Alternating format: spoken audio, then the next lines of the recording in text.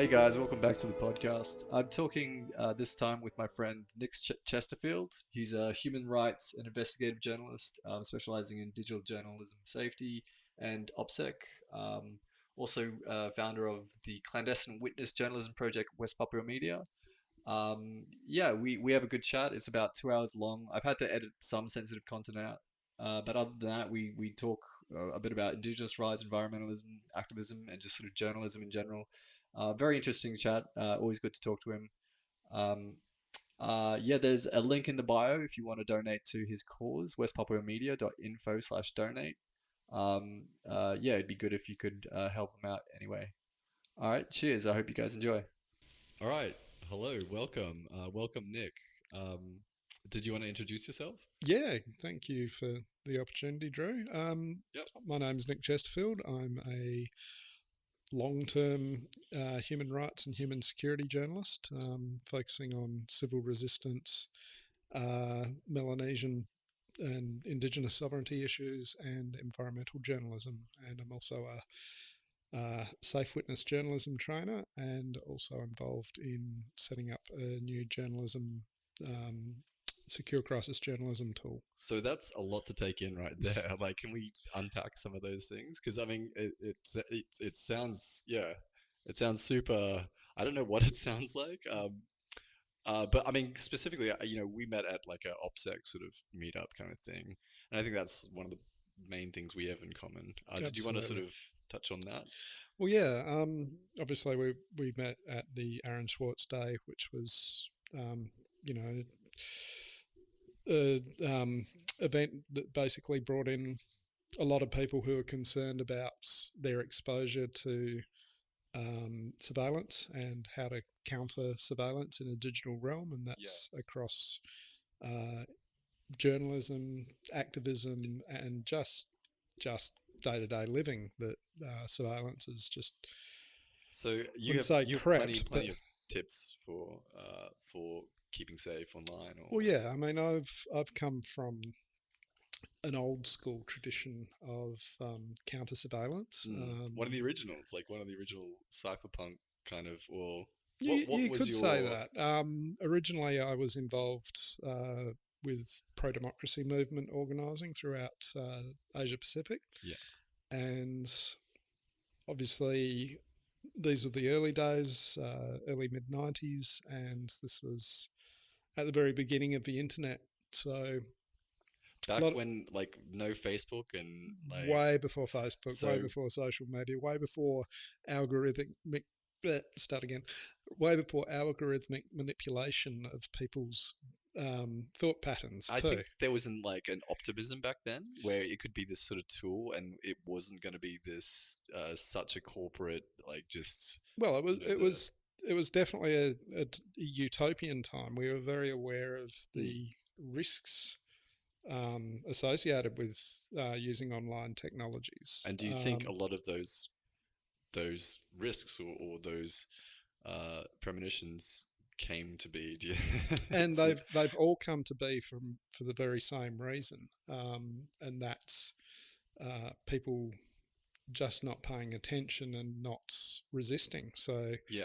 um, Well, you have to we've think like we've had it as a frog in a pot situation where there's been so that incremental, non-stop, incremental, and eventually overwhelming attacks on uh, people's civil liberties and civil liberties and digital liberties as mm, well, and obviously the ability for people to organise has, now it's a situation where people are influenced by multi-million dollar but setups. it is kind of like a brave new world, right? Like It's totally a it's brave new world. but because we haven't necessarily given consensus, like Or we consent. or consent, right? Yeah. Yeah, so And it is more of like a Huxley sort of scenario where people are just driven by their attention, like mm, because they want to be online to have that affirmation and to get and just and because validation. validation, right? So it's not really this Orwellian thing. It's more this brave new world where we've just given it away because it's the most convenient and It's, we we haven't been suffering so much from an issue of censorship, but overabundance of information, and Yeah. that's precisely what Huxley was saying.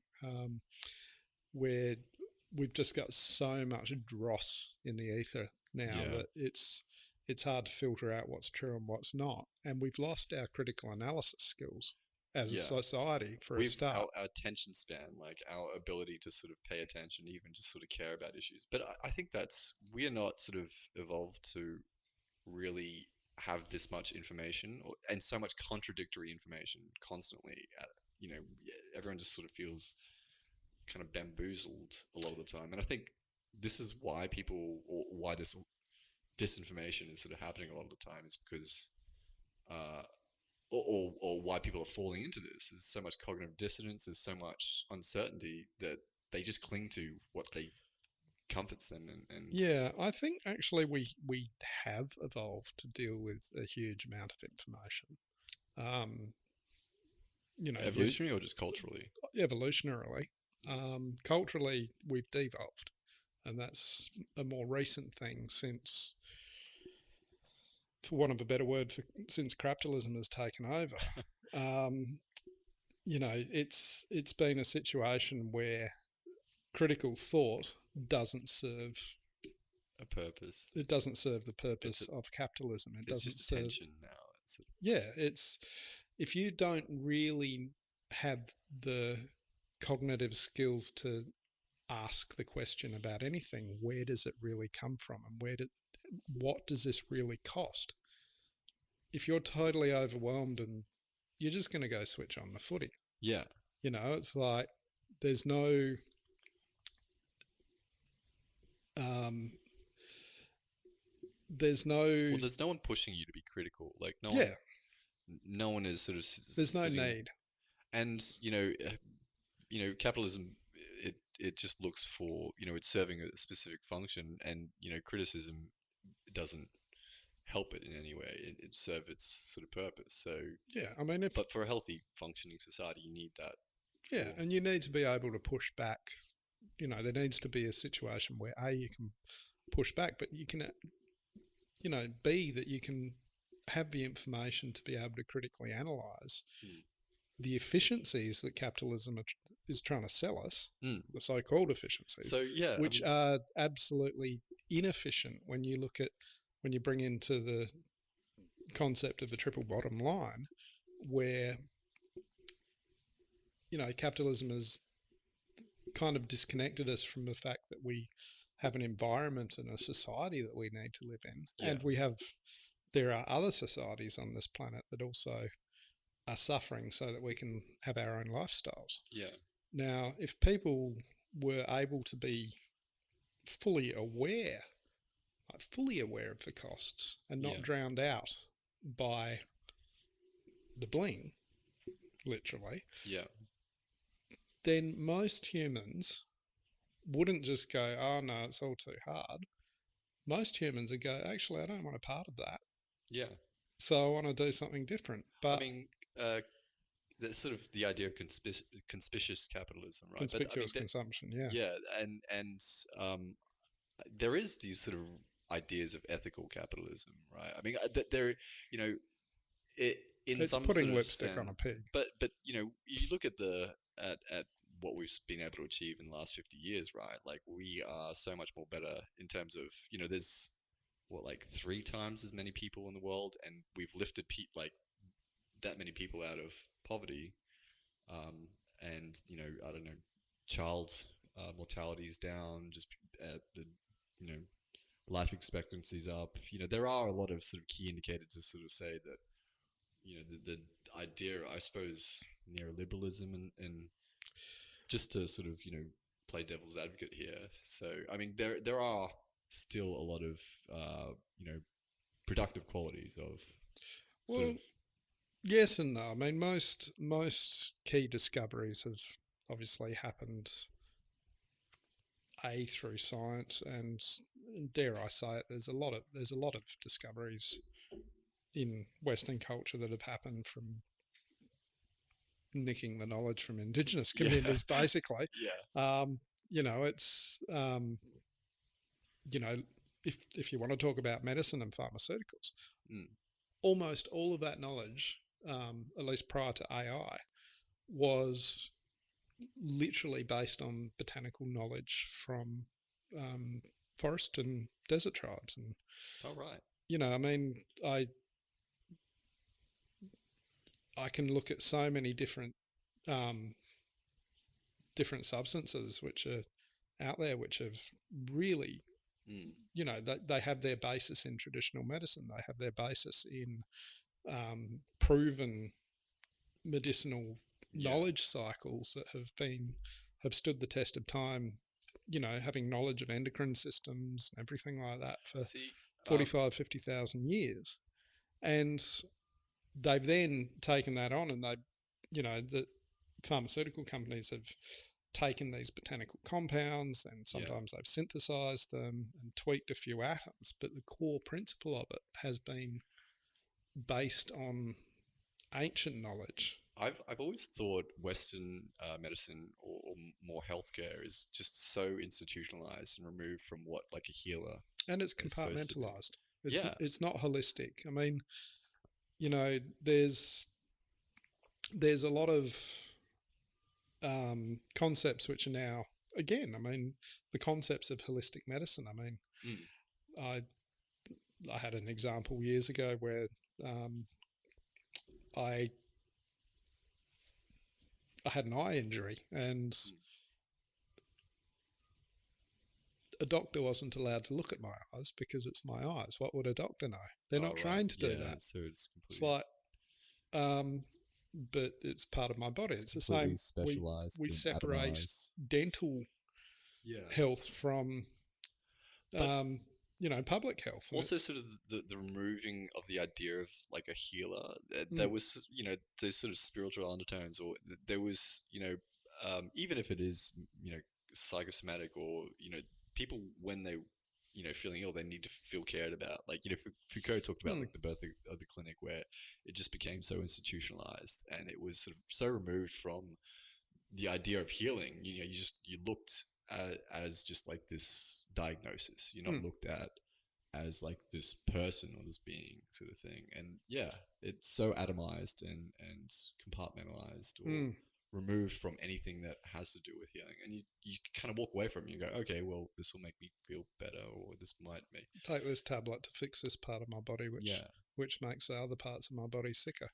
yeah Yeah. yeah Yeah. So, I mean, it is changing, and this is the point. I mean, it comes back down to there's an understanding within a lot of medicine today. I mean, that it's a whole body situation, and the body doesn't even finish at the limits of our yeah. corporal body. It keeps going into our Interesting. community and our society. This back, because we've had in previous podcasts talked about sort of this idea of holistic, more talking about holistic mind, and sort of maybe kind of an embodied cognition sort of idea. But yeah, that's sort of to think that sort of flows into medicine and just sort of health. And obviously it flows into such, day-to-day living, and it also, especially, I mean, I spend a lot of my time dealing with issues in West Papua, and, I mean, we've got, West Papua, for instance, is one of the most biodiverse places on Earth, with forests that have got just tens of thousands of species per hectare. And is mostly untouched, or is there like palm oil? And yes, it's significantly under threat. I mean, this is the point. I mean, Indigenous peoples in West Papua, my own heritage, being Ghana Nunga descendant, and a lot of other Aboriginal heritage as well. Our mob very much understood that custodianship of the land was about providing space, I suppose, to ensure that whatever that was there as medicine, the land itself is medicine, and that there's a responsibility to keep it safe there for the next couple of generations in the future, at least.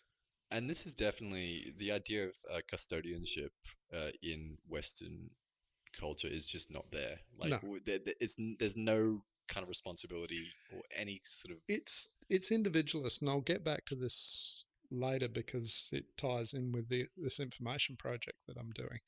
Um, but one of the issues with journalism is you've got to ask the questions, the most important questions, which obviously, you know, especially when people are being alienated from their custodianship, in identifying abuses, is to and ask. do you think this is sort of the alienation that Marx is sort of talking about a lot with just being completely removed from society because of capital has this. Well, it's not just the obvious form of capitalism, but it's the power of colonialism, that colonialism can only exist as plunder. Yeah. There's no way of colonialism actually being a healthy ecosystem. Yeah. It relies on plunder and exhaustion and moving on to the next place. There's the obvious parallel for colonialism is a cancer cell. It just exhausts itself until it has to move on and colonize the next space. Yeah. And, getting back, with to an information ecology of indigenous information ecologies, we understand that there is a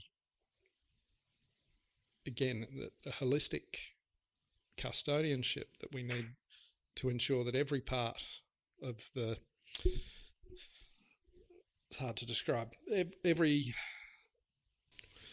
so getting back to the concept of information ecologies or indigenous information ecologies, one of the key things that we have in many indigenous cultures, that it's common across many indigenous cultures, First Nations especially around Aboriginal Australia and Melanesian cultures, is, and again this comes back to why there's such a disconnect between Western cultures and indigenous cultures towards holistic custodianship. So one of the key parts is the concept of I. So like an identity, like your personal ego. Ego particularly. So one of the things that we have to look at in journalism is obviously, and human rights journalism in particular, is we have to, there's a question set called, it's basically W5H, who, what, where, when, why, and how. In human rights journalism, you look at that as who did what to whom, when, where, how, and occasionally why, but you leave out why because it's quite subjective. Yeah. Do you think in an indigenous information ecology, there's actually a big problem with the first question, which is who. So in a Western sense, who comes down to who am I? And it's disconnected, it's self-standing, it's not necessarily, well, it's individualistic. It's not necessarily autonomous, because autonomy also implies community, believe it or not. So, you're autonomous to make your own decisions, but you make them in respect to the community around you. And this is, I think, very tied in with Western, just the idea of Western culture, like Adam Smith's sort of, Yeah, absolutely. So individual Western identity is based on me, not me, Nick, but me as in pure ego. So you stand on your self, own, like the absolute sense of self. Yeah. But I think this is also a recent thing, because you sort of think in feudal time sort of thing, there was this sort of it wasn't appreciation, but there was this sense of you are in your place and you're just subservient to the king or your lords and stuff. So Well, to a point, but again, that has been a systematic dismantling of like indigenous connections. I mean, the whole point of the Spanish Inquisition was to disconnect people from their indigenous traditions yeah, and from their connection to the land around them. Not only that, it was to subcontract power into the hands of an elite, yeah, which is all about your connection with the earth or the Godhead or whatever. It has to be done through this particular educated elite only, yeah, aka the church. yeah, You weren't allowed to have that old connection with the earth around you. Whereas in indigenous traditions, and this is First Nations traditions all across the world, there is particularly, pre-Inquisition, the pagans and, whatever you want to call the indigenous peoples of Europe, yeah, non-Christian indigenous peoples, they were very much based on community connection and community custodianship of knowledge. So sacred knowledge especially was not held up in the elite. It was democratized. Every single person had it. Every single person had a responsibility. So I'm thinking this ties in a lot with property rights, right? Yep. And like, hang on, can I just sorry, swing yeah, back yeah, about? yeah. So the reality. So again, you've got this situation where Western identity again is based on ego, but Indigenous identity. So the question in a Western sense is, who am I? Mm-hmm. But if you ask an Indigenous peoples who they are, their answer is going to be, well, who am I to you? Who am I to the world around us? How am I related to? So you will introduce yourself as nation, clan, skin group, and then finally you're given name. Yeah. Right? That's how an introduction happens in most indigenous cultures around the world. It's you understand how you connect to the earth and your responsibilities to the earth and to the rest of your community. And that is what identity is in indigenous contexts. And so we've been totally removed from that as a Western and overrun society, that there's that disconnect that every person is now a silo. So the concept of community is antithetical to what capitalism and colonialism has created. And it can't continue, like community can't build until the thing that is destroying it, which is colonialism and capitalism, and which is destroying the earth itself. I'm trying to sort of get at what's underlying this. I think, property rights, when property rights were sort of invented, and, property rights like 90% of the law sort of thing, that in an indigenous sense, they sort of, that you don't think, or is there that sense of ownership of a land? Or is that just sort of like a really custodianship? So ownership is about responsibility. And I mean, it's kind of like, I remember... you can't own something as in...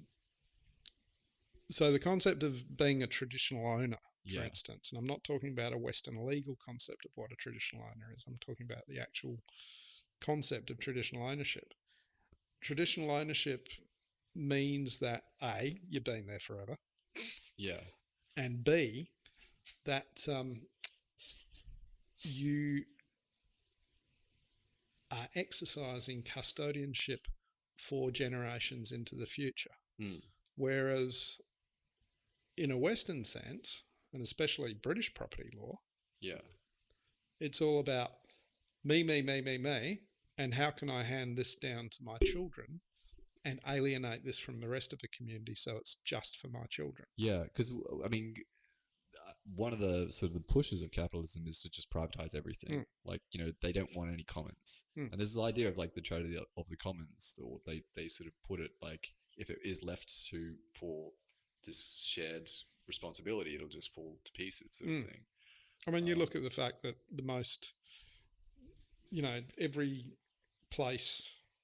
every place was originally created around a commons, a town commons, a village commons, where a common place where people could come and share and learn together. And more to the point, it was free. I mean, you pay the rent, Yeah. by looking after the land. I keep thinking of when like was it the Dutch that tried to that bought New York from Mm. the native people there for like a bunch of beads or something ridiculous. Yeah. And they were just like, sure, what? Like, I'll sell you like a piece of the sky or something. Like it was just a ridiculous concept for them to actually own a piece of land. In this country, the only alleged treaty was with the exception of some issues which are going through in Tasmania at the moment, where they've actually discovered that there was actually a compact done with the Tasmanians, Okay. and it might actually be a basis for a treaty today. But there was an agreement by John Batman down in Melbourne, and Batman was a crook, basically. Well, most colonialists, right? Like what was it, like Terra Nullius? Is the, It was the biggest myth that It's- had ever been invented, basically. I think that's colonialism, right? Yeah, They just, exactly. it's out now. They make shit up and, sorry boys, our gain's your loss. We're here to steal your land. But Batman, what he did was he basically asked the Wurundjeri and Kulin nations around Melbourne. He misrepresented what he wanted, and what he basically asked the Wurundjeri was, is it okay if we stay here? Yeah. Yeah, well, there's plenty enough for all of us. Of course you can. And then what he did was he went around and took rubbings off the trees of totem marks in lieu of signatures on So the he treaty. forged- He forged he the treaty. forged- He forged the treaty. From- And that's the only Wow. that's the only legal document that was ever, quote unquote legal Yeah. document that was ever even bothered with by the British, and it was an outright forgery. Okay. Now, he told the Kulin nations that, again, he only wanted to use their land. Yeah. So he completely misrepresented the terms. Okay, so I kind of want to circle back and sort of talk about your interest in journalism and kind of like, is there a remedy to this, or what is like this obviously informs a lot of your activism and a lot of what you do. Can you speak to something on that? Maybe in the context of we were supposed to be talking about OpSec and No, we'll get to that. We'll get to that. So giving you a philosophical kind of round view of, the concepts of indigeneity and, I suppose, resisting colonialism. Yeah. I mean, I so feel obviously like one of the biggest struggles, modern day struggles in the world, and it's becoming more and more obvious, is people right across the world are starting to understand what a disease colonialism is. And even people who are from that colonial class are understanding that actually colonialism's just so 19th century. It's time to move on. Well, I mean, also across the world, there's been this sort of retraction. What's it called? Like this sort of moving in. No one's really wanting to do expansion. It's truth telling. It's time for people to reckon with themselves and reconcile with how they got to where they are. But we've lived in the age of like US like hegemony, and it being sort of the global shepherd. And now that's gone. And now people are really looking and thinking, okay, what's happening next? And so I mean, there is that that anxiety that it will just balkanize and people will start sort of fracturing and Well, not really. I mean, we can't build a future based on clinging to the clinging to the vestiges of the past, yeah, which are, you know, the West and the time of empires is over. yeah. Humans have got But it's so much corporate access empire. to. You can Well, have it corporate, is, and a lot of it that is. But now hear deals me with out. data. So this is Humans have got an incredible capacity to actually do what's decent on a local level mm, and replicate that local decency mm, across the world and work in alliance with each other. We don't need supranational empires anymore. We don't need they talk about economies of scale and everything like that, but capitalism has shown that those so-called economies of scale are massively inefficient. I mean, you just look at but the impact of transport cuts on by the pandemic. yeah, The centralized manufacturing, centralized agriculture, all of these things, the amount of resource wastage that's in done shipping things miles and miles and miles because mm, it's all grown in one location by a bunch of slaves. yeah. You know, I mean, it's outsourced the I, ability for local communities to survive. I'm gonna say sort of in nationalism's defense that I think it was like Yuval Harari sort of said that there has been no, it's a fiction. It's sort of this socially constructed idea, but it has brought a lot of peace to to Nationalism, yeah. It I know, hear me out, right? Like, I mean, raised eyebrows. hear me out. So it's I mean, before then, the narrative or what people sort of went along with was just like your village, sort of your and for us to sort of deal with global issues, with global problems such as like global warming and like nuclear annihilation, things like that, we had to think on a global level, and that it created a lot of Yeah, but again, at a level that was informed by local organising, and yeah, this is really really the key. I mean, principle based community organising yeah. I'm just is trying. I'm is playing something. devil's advocate Yeah, here yeah, and I saying know. that nationalism has actually brought a lot of had a lot of peace, or it's brought a lot of peace to the world in terms of organizing on issues that are not local in scale. Is that nationalism or is that cooperative internationalism?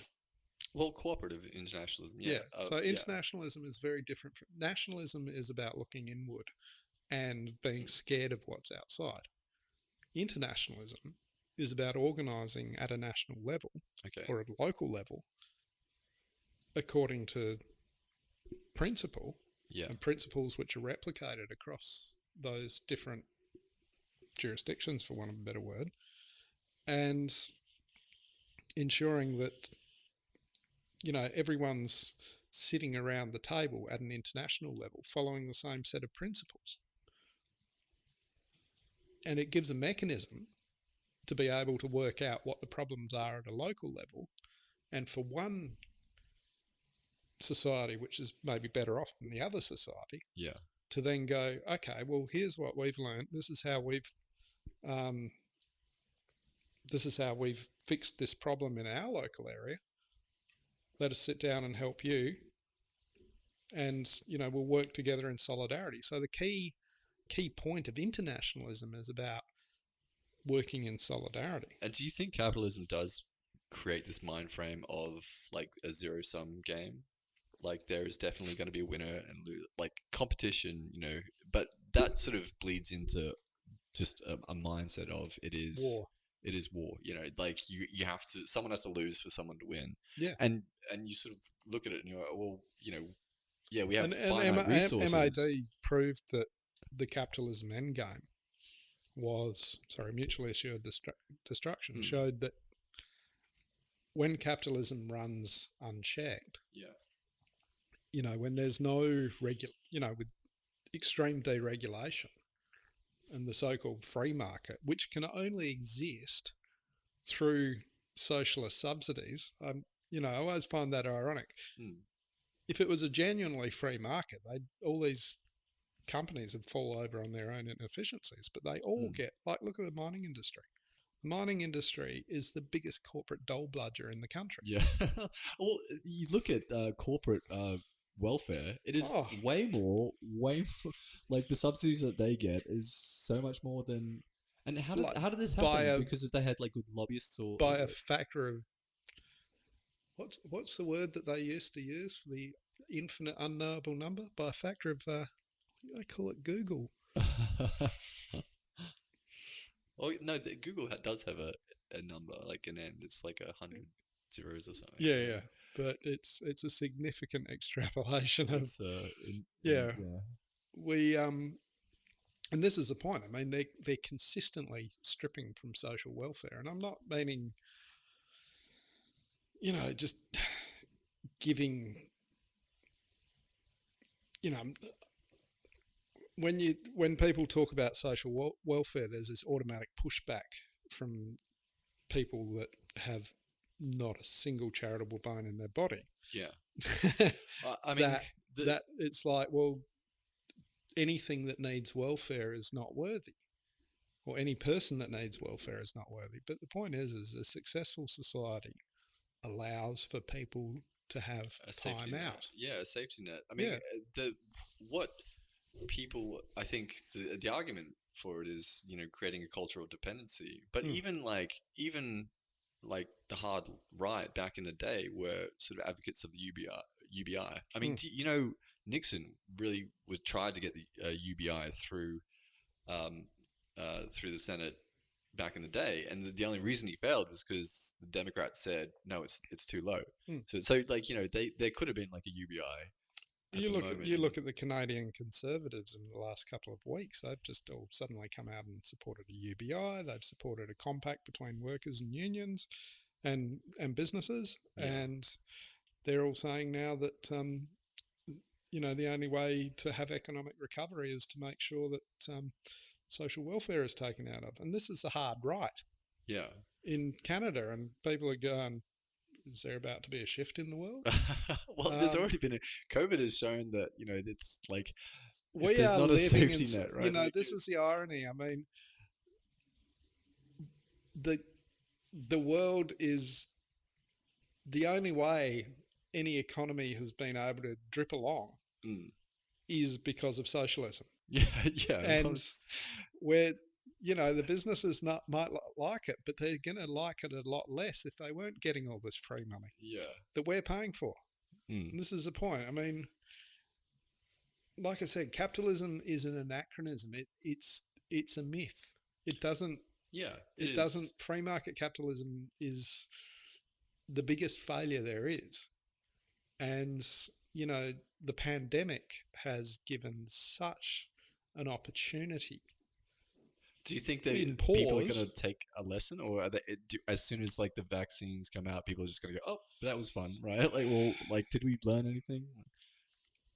There has to be structural change for any of this to have like any meaningful. Exactly, and let's just say if we don't have meaningful structural change, the Earth's going to throw us another curveball in the next couple of months. I don't think this was. Like, it's not a limited event. Like, this is probably a good dry run for like global warming or something. It's not. It hasn't been. Oh mate, wait till in Australia, for instance, this year we're about to cop La Nina. Like La Nina's happening, so it's going to be a lot wetter. No, it's going to be. We're going to get floods and cyclones, but they're going to be intense. Yeah, like they are going to be incredibly intense. More intense than we've probably seen before. But we're not having drought. Yeah. Because it's going to be like more water than you've ever seen before. But all of this is it's not really a dry run, it's a wet run. for that wonderful moment when... And that's going to be like climate refugees, a lot of... that's just, you think it's been tough so far. Wait till entire countries become completely uninhabitable. Yeah. We look at Syria. Why did Syria happen? Syria happened because of climate change. Mm. And that's just a taste. So, people's crops failed. Mm. They had to move to a city because they weren't able to work the land. They had to try and get some sort of job, some sort of income. There was no social safety net. And just sectarian sort of violence. Well, no, and they just started having a demonstration, and then state fascists came in and shot them up for asking to have food in their belly. So, this is kind of a good sort of segue to talk about more of your other work. So, obviously the work. Actually, do you want to lead in with a question? Your work with, especially like sort of war zones, or you have a whole triage of threats that you have for journalism. That you showed me that once, and I was kind of like concerned because like you get up to like the third level, and I thought, what? There's more than this, and then there's more. There's 3 more levels than Code Red. Look, so I basically went back to journalism in 2006. I'd been doing a lot of environmental investigations. I'd done a lot of human protection work and activism, but then realised that a lot of my advocacy work was not going to break past media blackout unless we could actually improve the information collection to A, journalistic standard, and B, to legal standard. So people had no choice but to listen to it because they could see that it was the truth. Yeah. And a lot of my involvement in struggle, obviously, one of the reasons I got involved with people close to nature, Indigenous peoples, First Nations peoples, was a representative of an organisation called Friends of People Close to Nature, global organisation that worked with people who were forest peoples, who were Indigenous peoples working to protect the environment. So what are the dangers there? Because I know that in especially South America, there's been a lot of journalists who have actually been killed recently. Well, anytime anyone is confronting corruption or destruction or abuse, then if they're the person exposing it, then they're going to be the person who's targeted to shut them up. Yeah. And the old hope of don't shoot the messenger, but it's always a messenger that gets shot. Yeah. Now, so part of your job is protecting that, or providing the tools and. So I've done both. I've worked with Reporters Sans Frontières very closely, still do, and other media safety organisations. But when we started, I started an organisation, WestPapuaMedia, and we went online in 2010, but we kind of worked for a couple of years beforehand. So what WestPapuaMedia was started to do was to break past an information blockade. So all foreign journalists are banned in West Papua. So we decided that the best way. Really, So the Indonesian government, literally, the foreign minister at the time said, just because we ban all foreign media doesn't mean we've got anything to hide. So, well, actually, it really does say that you've got a lot to hide. And so the point was you can't get a journalist visa to go into West Papua. We've pushed it so now, we've pushed it so heavily that now they do let in a certain amount of journalists, but it's still not officially open. You've got to go through what's called the Information Clearinghouse of Indonesia, the Indonesian government, and the only way you can get a journalist visa to go into West Papua is to pay for an Indonesian intelligence officer to accompany you at all times. Now, obviously, a source is not going to be comfortable with that, and nobody's going to. So, what are the risks involved in that? How dangerous is it? For journalists in West Papua, prior to 2012, there was a lot of journalists getting beaten, a lot of journalists getting arrested, and we went through a period of having 6 journalists killed in a little over 18 months. Oh, right. Especially journalists who are investigating oil palm and illegal logging, and particularly the connections with Australian hardware stores, Yeah. which I won't go into here for your legal reasons. Yeah. Sure. Sure. But the tropical hardwood timber that Australians love so much comes at a cost, and it's the cost of West Papuan lives, and also the massive destruction of the place that brings us our monsoon. Yeah. I'll circle back to that later. But the situation that was happening was sources were getting killed, journalists were getting killed, and because the people who are behind illegal logging and the oil palm are the Indonesian military. So the Indonesian military it is a military, but it's also the world's biggest mafia. Yeah. And particularly, so every single element of the military and the security state has private concessions for oil palm, for illegal logging, for road building. So there's they've got an involvement in every element of politics, right down to what they call the Babinsa system. So they've literally got an officer in every single village across Indonesia, and obviously in their occupied territories. A military officer? Yes. Oh. So within each village. So it's a fascist state. Fascist. It sounds very fascist. Yeah. So and there's a lot of militia, right? There's a lot of. Well, this is the point. So there's the key plank of the Indonesian military system is also called the Wawancara system, which is basically the popular people's resistance.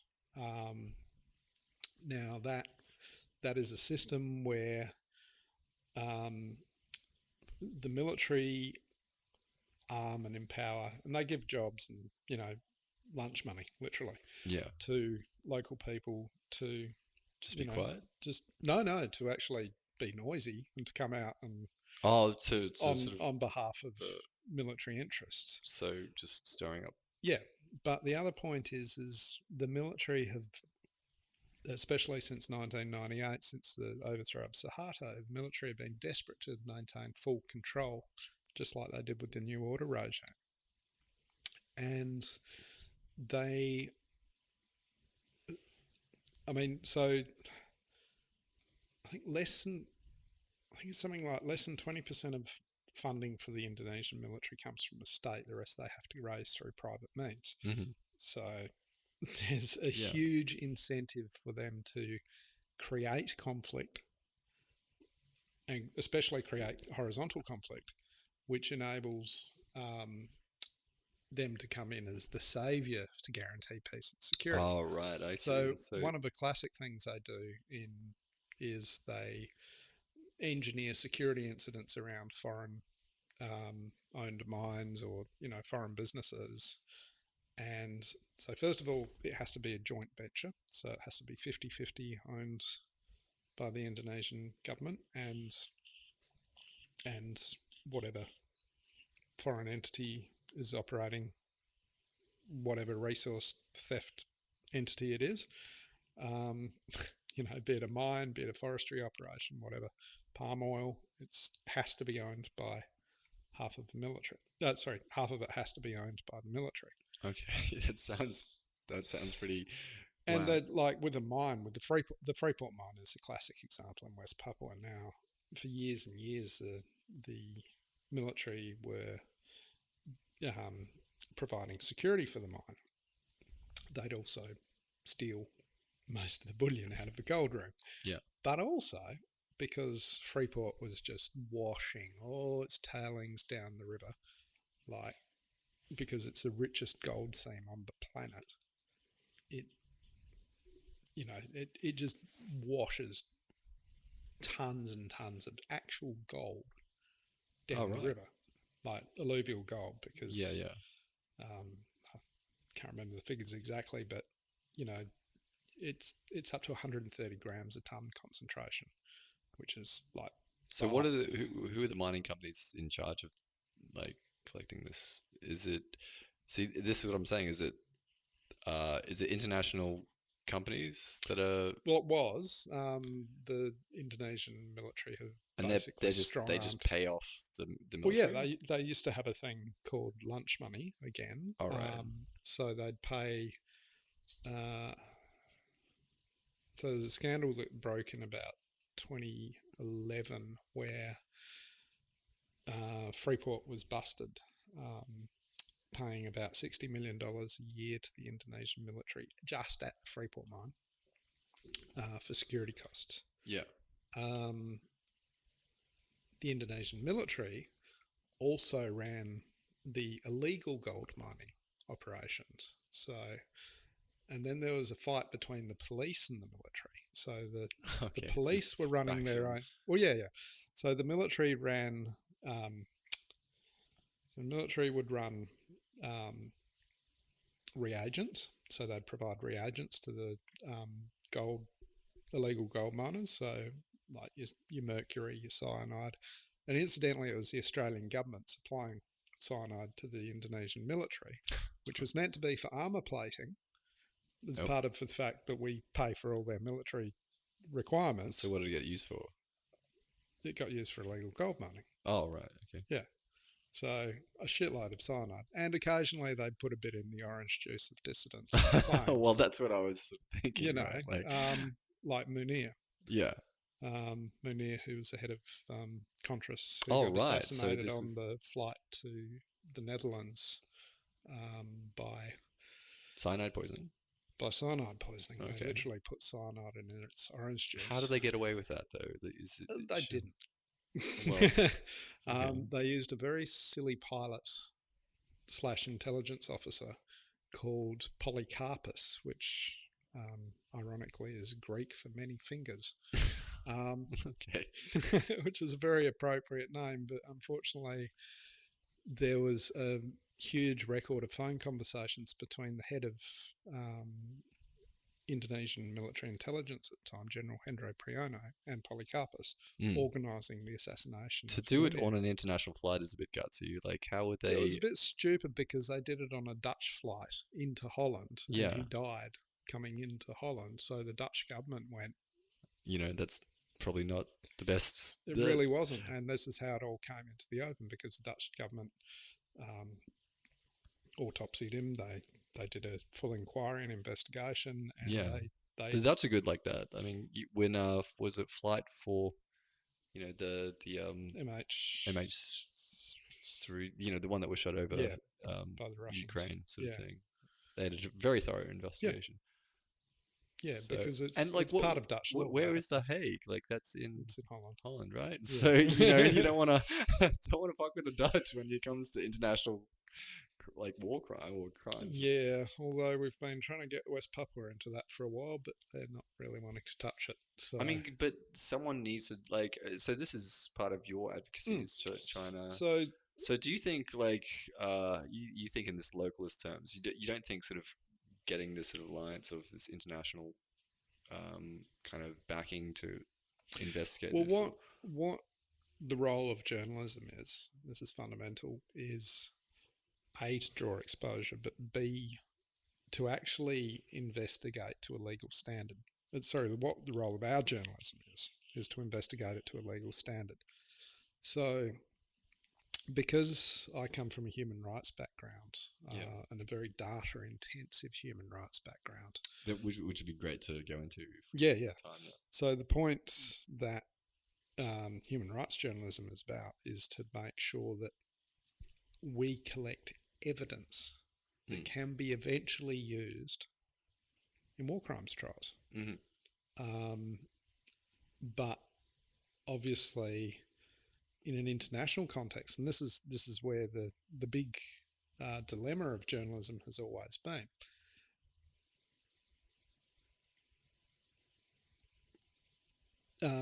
human rights investigations require the ability of a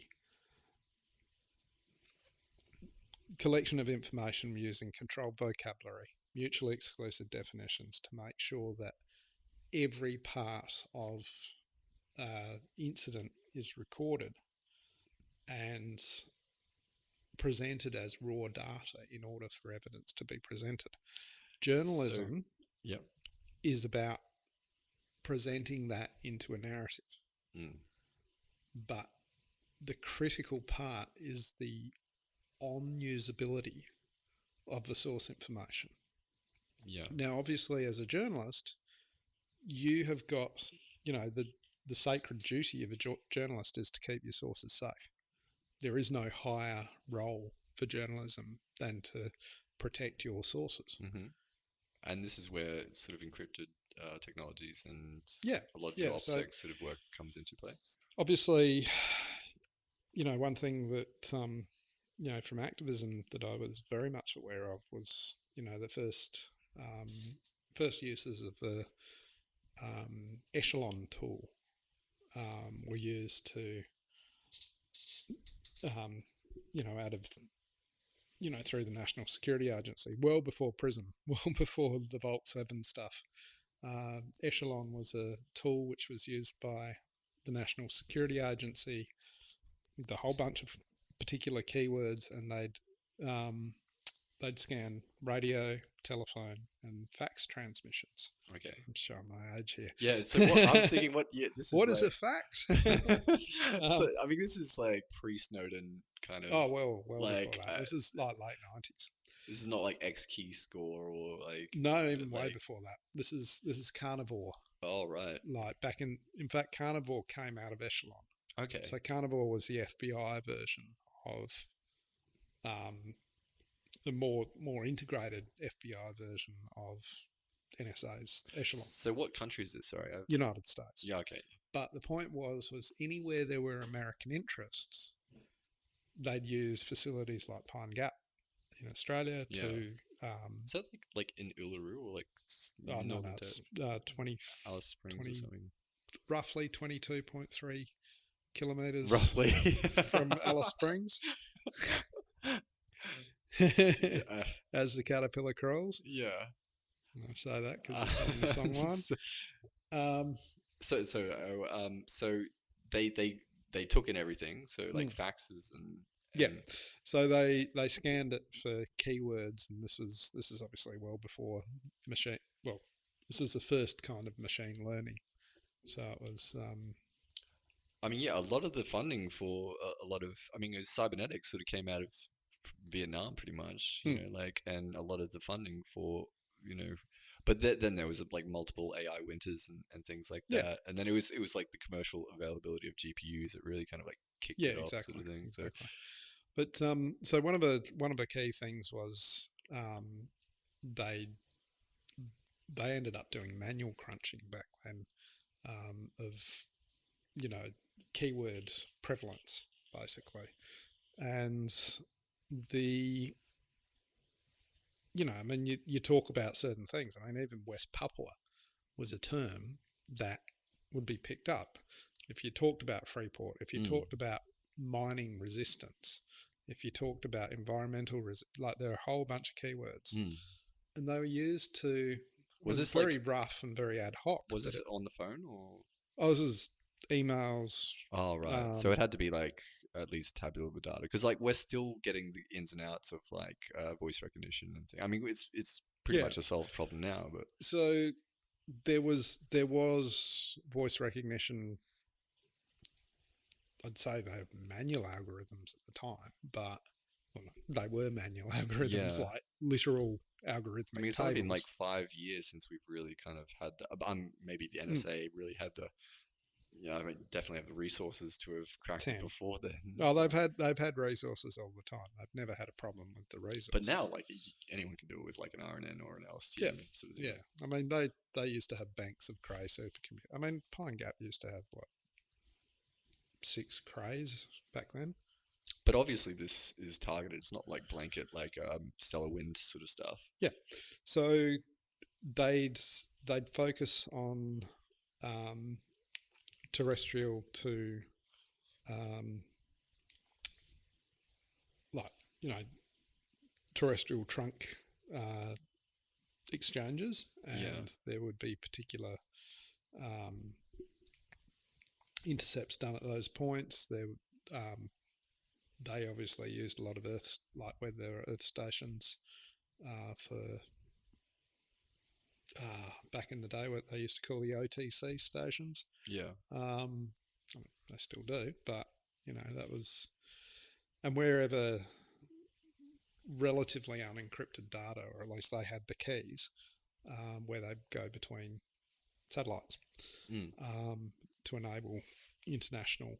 So that they were the weak links all the time, was when telephone Yeah. signals got transmitted through the Earth stations to the satellites. So I mean, encryption. This is I mean, a whole podcast in itself. If Oh, we can talk absolutely. about like, So but one of the things that activists and journalists and all sorts of people started using back in the day was obviously we started using PGP, we started using mm, code shifting, all that's sorts all of RSA, is it, or yeah, what's? yeah, back then. I But mean, this is that even before was elliptic curve, so yeah. But now, I mean, you got to think, uh, excuse me. like I'm probably going off topic, talking about Shaw's algorithm, quantum encryption Mm. and stuff like that. Oh, this But like, is do you think someone might have that capability now? Like because do have functioning, you know, quantum computers now, and you've like, got to pick the right message but to we have decrypt. encryption to counter Shaw's Yeah, yeah. algorithm. I mean, that's partly what elliptic curve, was developed for, was to kind of future proof. Mm. You know, Was it? Oh, I thought elliptic curve was mostly. Was it RSA or it's just what, like 256 or? yeah. I'm suppose I I'm mean, talking, the higher like bit. I'm not up to date with my That's right. encryption. Like, what Um, is the?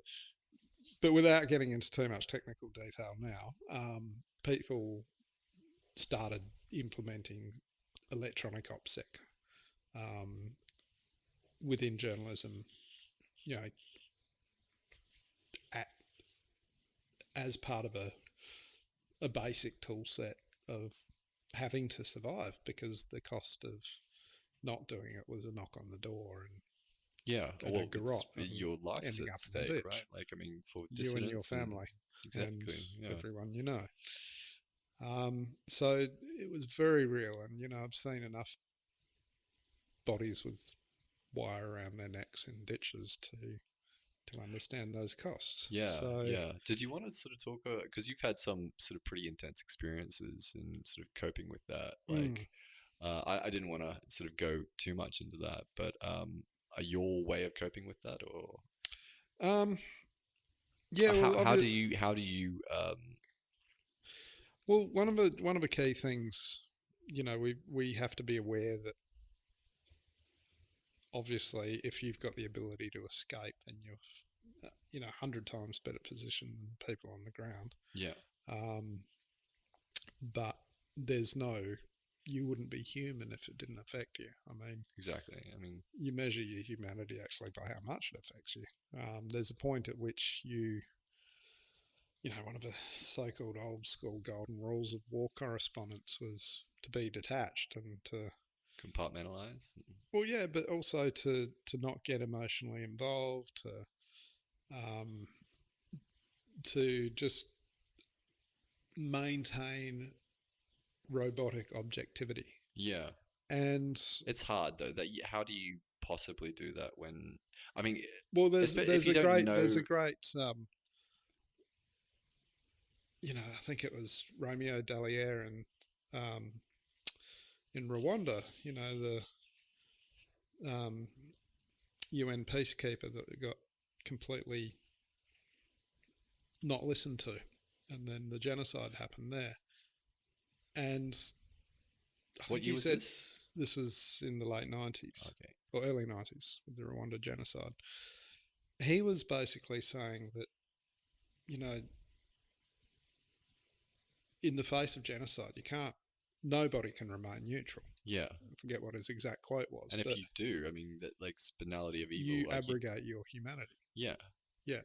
So of course it affects you, and you put stuff off. You you have to engage in fight and flight. You have to switch into emergency mode. I mean, I'm trained as a medic as well. I've got that advantage. So when blood's flowing and yeah, people are dying around you, you just literally you triage the situation. That's one of the reasons why I came up with the journo triage yeah. system. So You know, that's something I want to get into a bit later, is how like making that more efficient or yeah. making So I'll just yeah, deal with the trauma issues. So part of triaging is identifying what material conditions are in. Like, the core of triaging is identifying the material conditions in a situation and then implementing what's called a graduated response matrix. okay, Now, dealing with trauma, it's identifying that here's a trigger, here's a trigger, here's a trigger. That's a material condition. And also the behavior triggers. So if you find yourself doing a certain thing, then okay, well, I'm vulnerable to that point. My people are vulnerable to that situation. So you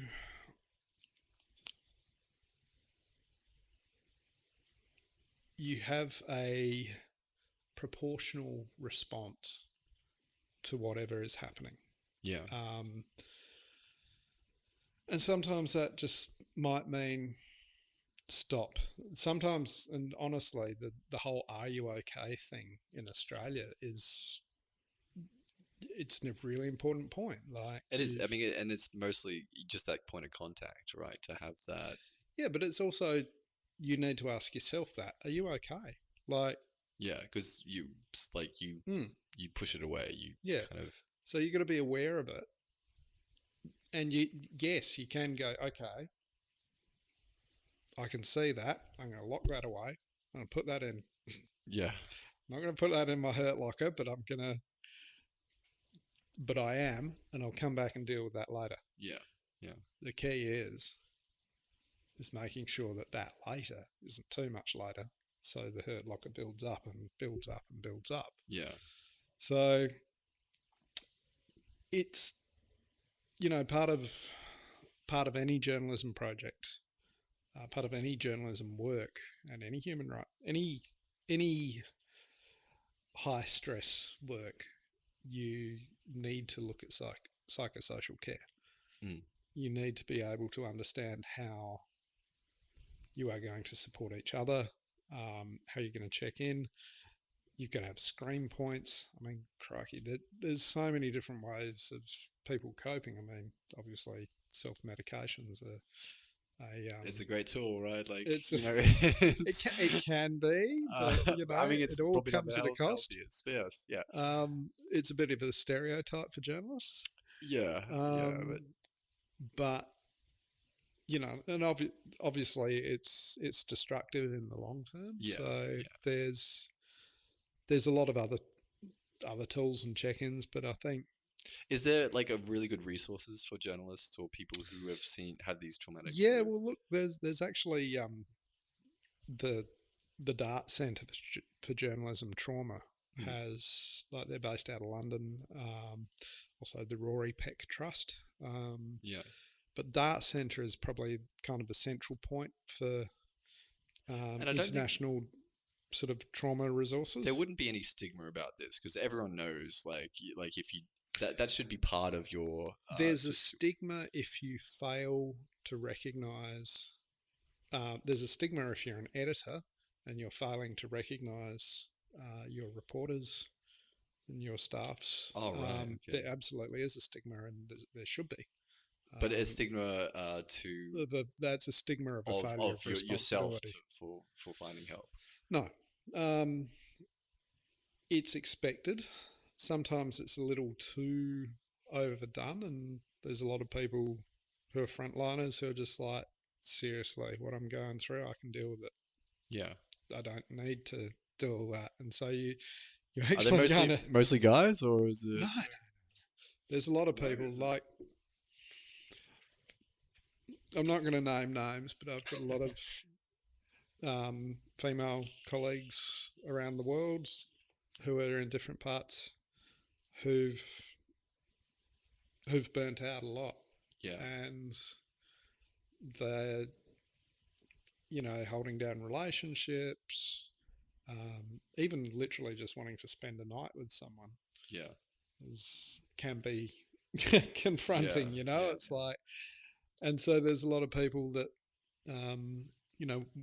one of the most famous coping measures is kind of outlined in a book in the early 2000s. It was written about aid workers and frontliners, called Emergency Sex and Other Desperate Measures. Oh, right. Okay. And, I mean, like I said, self-medication, be it Yeah. with any form of addiction, be it,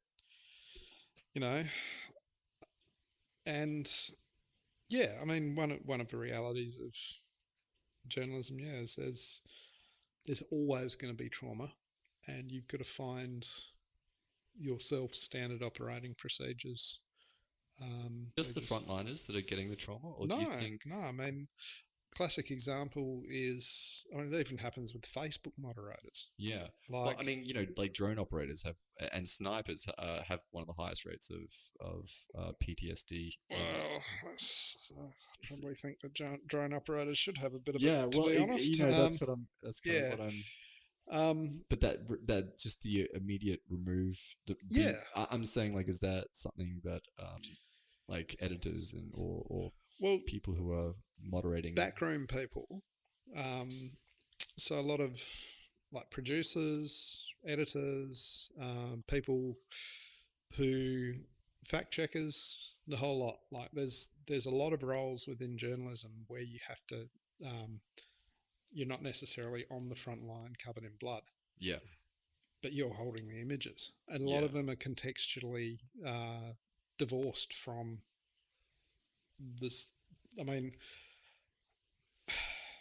when you can smell the burning flesh, when you can smell the Sensory, visceral kind of immediacy of it. lovely aroma of cadaverine, you Yeah. can. Smell of napalm in the morning. Yeah, I mean, there's an immediacy that you realise, okay, that's from that, and I'm going to walk away from that, and that smell's not going to be there. Of course, that smell is always there, and that smell follows you, and you Yeah. just can't get rid of that smell, even though it's actually nowhere around. It's Yeah. in your brain. But when you're divorced from that immediacy, when you're literally looking at it through a computer screen all day long, and we get, for every killing and torture, and every day we have to deal with incredibly brutal photos and videos and of victims. And Is there a sense of guilt and responsibility with that? there's definitely a sense of responsibility. There's a sense of guilt if you do nothing with it. Yeah. And we kind of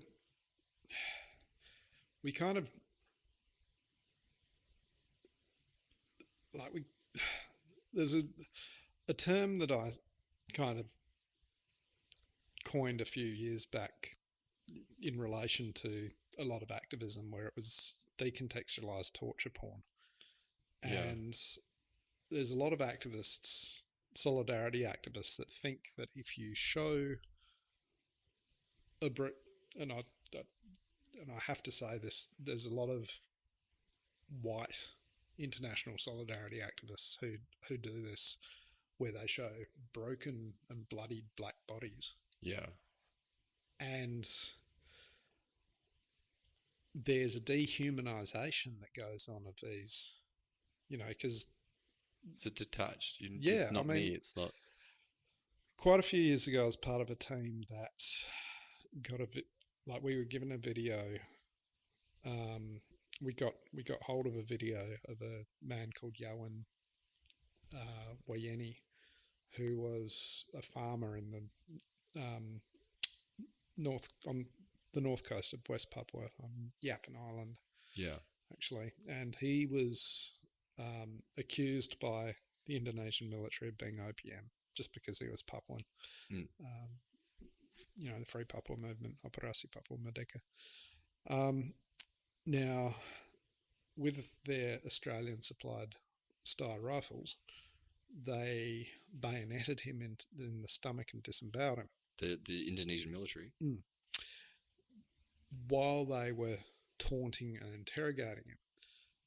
And the video that I got was of him just as he's lying there dying with his guts hanging out. Yeah. He's just going, "Tidak ada informan. I'm not an informant. Yeah. Saya Papua Merdeka. Papua Merdeka. I am Papuan freedom." So this whole time as he's dying, as he's being taunted and just, he's being called monkey and Yeah. So as he's lying there dying with his guts hanging out, this is probably the most brutal, confronting imagery you could find. But at the same time, it is such dignity, it is such resistance that we had to make a decision. Do we censor it? Or do we subtitle it and publish it to the world? Obviously, we needed the permission of his family. Yeah. Fundamentally. And, first point, we absolutely needed the permission of his family. But we did. We got that. And this was actually, the release of this video was actually, so there's that video. Then there was another video a couple of weeks later of a farmer called Tanalawa Kiwo who was being tortured again, and they were filming the torture, and we got hold of that video as well. And just total brutality, broken bodies, the whole lot. Do you get angry when you see this sort of stuff? Yeah. Like, is it just like uncontrollable rage and you just... Well, it's not uncontrollable, and this is the point. My rage is transformed into action. Action. That's what I was going to try and bring up. Like, the rage, there's absolute rage. How could one person treat another person like this? How could a military train its members to act like this? Yeah. How could a government enable this military to be trained, and how could our government go and supply this military and train this military to go and do this? So this is like a policy. This isn't just like policy. This isn't just a one-off sort of like militia. No, this is the point. This is a policy of absolute social terror. This is terrorism. This is state terrorism. The idea is not to kill these people, all right? It is to make them survivors, make them there as living witness to the terrorism of the state. You resist, you are going to be an example to the rest of the people. You are a walking scar. That is, everyone knows, well, if I speak out, I'm going to end up like him.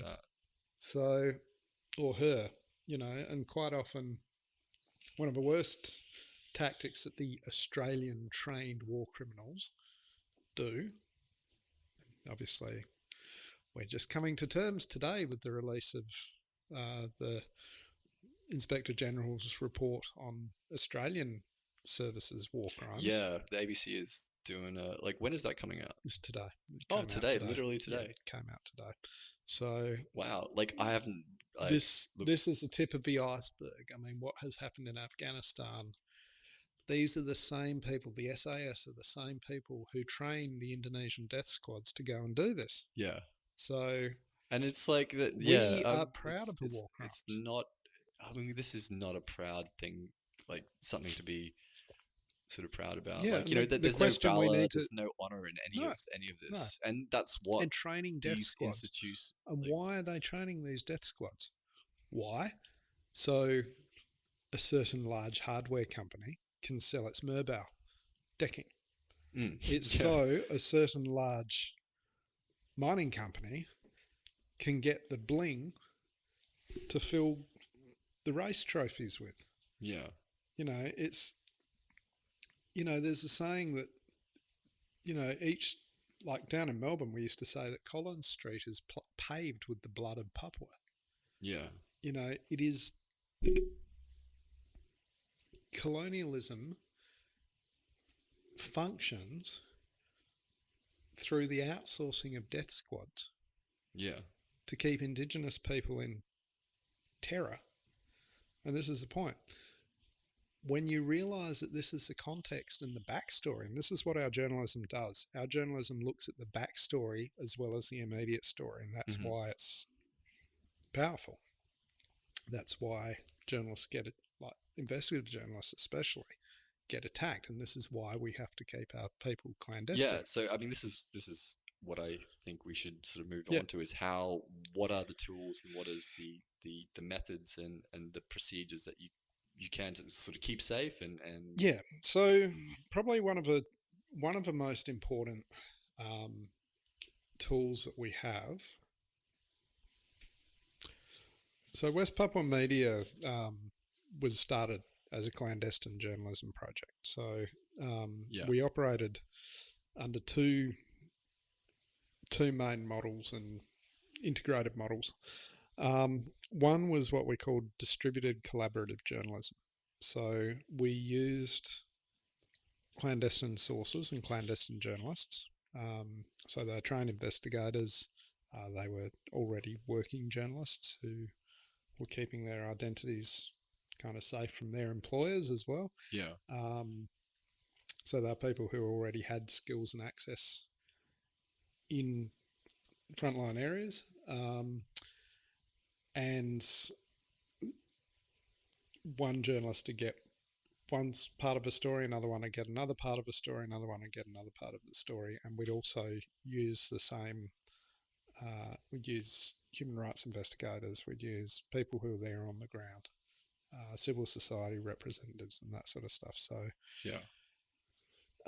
right across the board, we'd have a lot of sources. So we'd also be able to independently check whatever anyone provided us, and we'd basically bring in all this distributed collection of information and assemble it into and that's a kind final of product. That's hard to manage, right? It's incredibly hard to manage, especially if it's global. Yeah. I mean, often, we worked across. So I'll give you an example. We had a national wrap-ups of when there were national days of mobilisation. So the demonstrations in every part of West Papua. So you'd have 14, 15 places where there'd be demonstrations of anywhere between 500 people on a mountaintop or 10,000 people in Jayapura, or people in Timika or Tembagapura, where the Freeport mine is. Yeah. All over the place. And so you'd do live minute by minute reporting from each place and have a running kind of commentary on that, and then you'd have a more in-depth sort of wrap up. So Morning Star Day, which is coming up December 1, it's West Papuan Independence Day, or Stolen Independence Day. It was a day that they it's the day that they declared independence from the Dutch, and they kind of had their own independence for a couple of years, and then Indonesia invaded. And basically it was stolen from them, but they still celebrate it as their national day of resistance. And obviously every part of Papua has stories to tell on that day, and there's also security monitoring. You've got to keep an eye on what the Indonesian military are doing. There's a lot going militias, on. There's a shitload going on.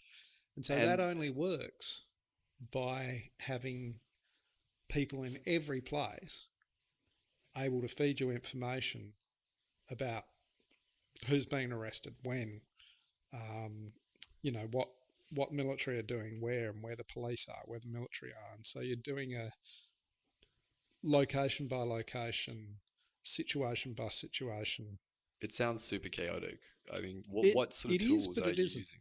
So most of the time we just use like old school, like the assembly of it is old school journalism. Yeah, So we for every report we cross check it to make sure that it's accurate. Obviously, if we're getting it from our stringers or our established sources or journalists who are acting as stringers, then yeah, we're going to take their report as fact quite often because they've already gone through the cross-checking and we're confident of that. But if it's like a news source or a source that may or may not occasionally add a bit of rumour to it, then we'll go through the cross-checking. So yeah, this is an incredibly difficult um, process, but and we still managed to do it. but like, it sounds like there's a lot of manual processes. Oh yeah, well, Can old it be school. automated? Like, do you think, and could this be made more efficient? Well, that's what we're trying to do with Project Five. Oh, right. Okay. So, can you speak more about this? I can, but I'll just finish saying what the Sure. so the way, of course, that we do this distributed journalism, collaborative journalism, is that we ensure that there are secure means of connecting that field report to headquarters. Mm. We've used a variety of tools over the years, everything from just good old GPG email to Signal. Signal's a go-to. Yeah. If we can go through like a OpSec Yeah, sort of stack sort of thing, like. I mean, I won't go through our. Let's just say we have a stack of different tools, which chop and change according to the need and also the threat. I suppose these need to be user friendly as well, because Oh yeah, yeah, because no one's gonna like, even PGP is a difficult thing to get around, right? Like, if you're just a source who has no kind of like Look, IT background. Can I use an example? Like, I have a friend who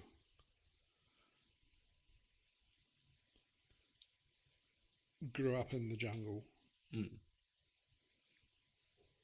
And literally is in the jungle. like literally is the same. No computers, nothing. No nothing.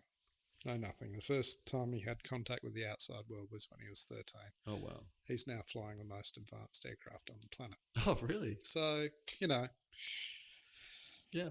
Papuans Resourceful. are the most adaptable people on the planet. So, and this is the point, Indigenous people, because we've got the skills to listen to the land and listen to what the land is throwing at us, we adapt. I mean, survival of colonialism is the most adaptive anyone can be. So part of that, of course, is using adaptive OpSec psychology, which is basically assuming that whatever stack of tools you've got, you're already compromised. You're potentially already compromised, and you have whatever technology you rely on might be superseded at any moment. Yeah. So you've got to. It's about a state of mind, do you think? Like, well, it's a psychology. It's an adaptive psychology that ensures that you can respond and mitigate threats as they emerge by maintaining a core set of principles. And the principles are don't use Google. Well, don't use Google Drive. Yeah, I mean obvious ones like that, but principled impoverishment. So, do you need to share this information? Oh right, okay. So positive friction is obviously an incredibly important one, to make sure that there is a level of friction to whatever operation you have to do, so you can ensure that you think about if that's going to be secure or not, and it ensures that you think about the risks of exposure. So you understand the consequences, basically. Yeah, at every point. So, what's this going to really cost? Yeah. Is my family going to be alive if I Yeah. So do you this? just and I Or suppose is it my source's family going to be alive? and More to the if point, you're under that sort of duress, all the like in time. these, you will be very aware. It's not just like a clumsy mistake, you Yeah, know. you will be very, very aware, and you'll have to live with it for the rest of your life Yeah. if you survive. Yeah. Yeah. Well, yeah. Um, yeah. So this the we call it operational paranoia. It's an extremely useful state of mind to be in when you're doing journalism and when you. Yeah. Um, Is so there the whole point about clandestine journalism, of course, is no one to actually know that you're a journalist. Yeah. So, even the way you carry yourself, like, I mean, often if I'm working in Brisbane, for instance, I've got a camera on me. It's kind of pretty obvious I'm a journalist. Yeah, true. And obviously that's because I'm known as a journalist in, right across the country. But, security forces leave you alone because they know you're a journalist. But that's because of the Australian context. Yeah, I mean, in Australia we have a certain sort of Illusion. yeah, but That illusion that everyone has to go along with. but over in Papua that's just completely get gone. shot. Yeah, You just get shot. just- I mean, there's a lot of huge risks. I mean, some of the bravest people I've ever met are Papuan journalists, and Yeah. they've got nothing. They do things on the smell of an oily rag. There's a reality that with WestPapuaMedia restarting it, one of the things we want to do is create a foundation so that we can actually support those people. So yeah. if anyone's listening to this and feels like There will- doing donations, we are absolutely in Is need there of a this foundation for this? There is about to be. Okay. We can put a link. Yeah, it's it will be announced soon, but we're basically so West Papua Media had to be suspended after a while due to a whole bunch of circumstances, but there was a bunch of French journalists who went and got themselves arrested in Papua as part of their story, like basically broke the ethics of every part of journalism. What sort of protections are there? I mean, obviously, For international journalists, yeah, or international. international journalists, we've got RSF. We've got, I mean, look, there's a young guy, Jacob Skripinski,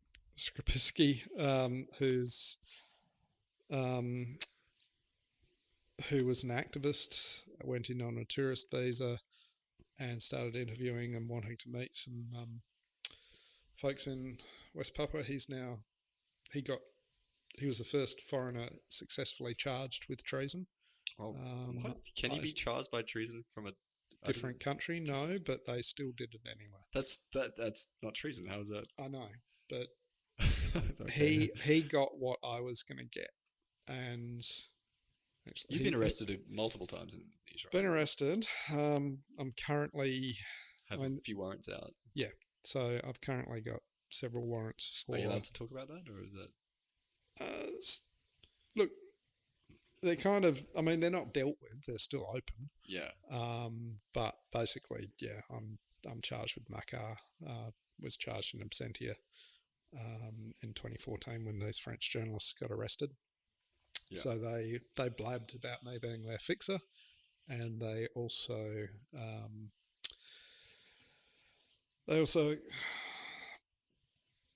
their actions and their lack of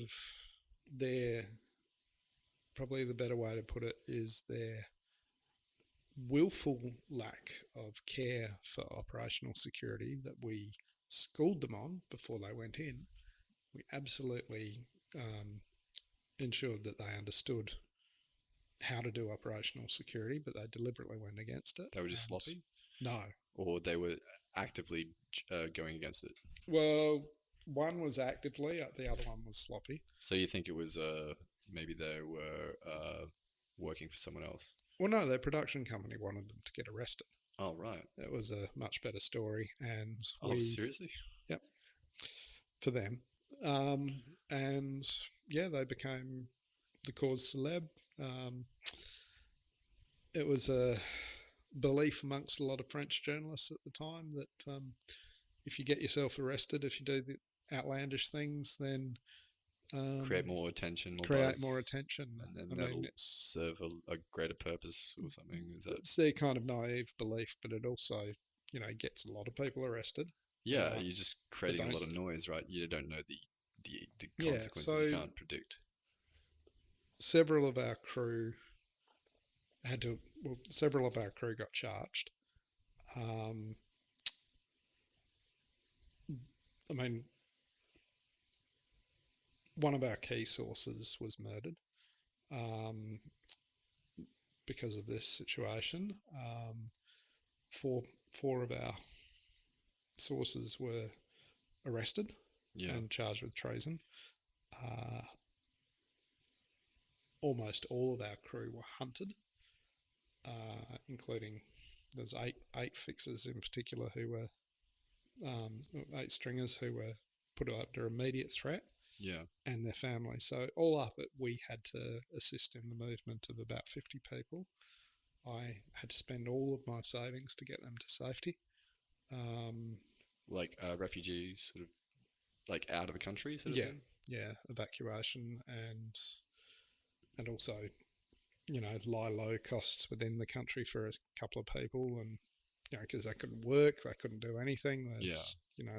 They had to hide. And that costs money. Yeah. So, and Arte still owe me money for that. They haven't even bothered to pay up.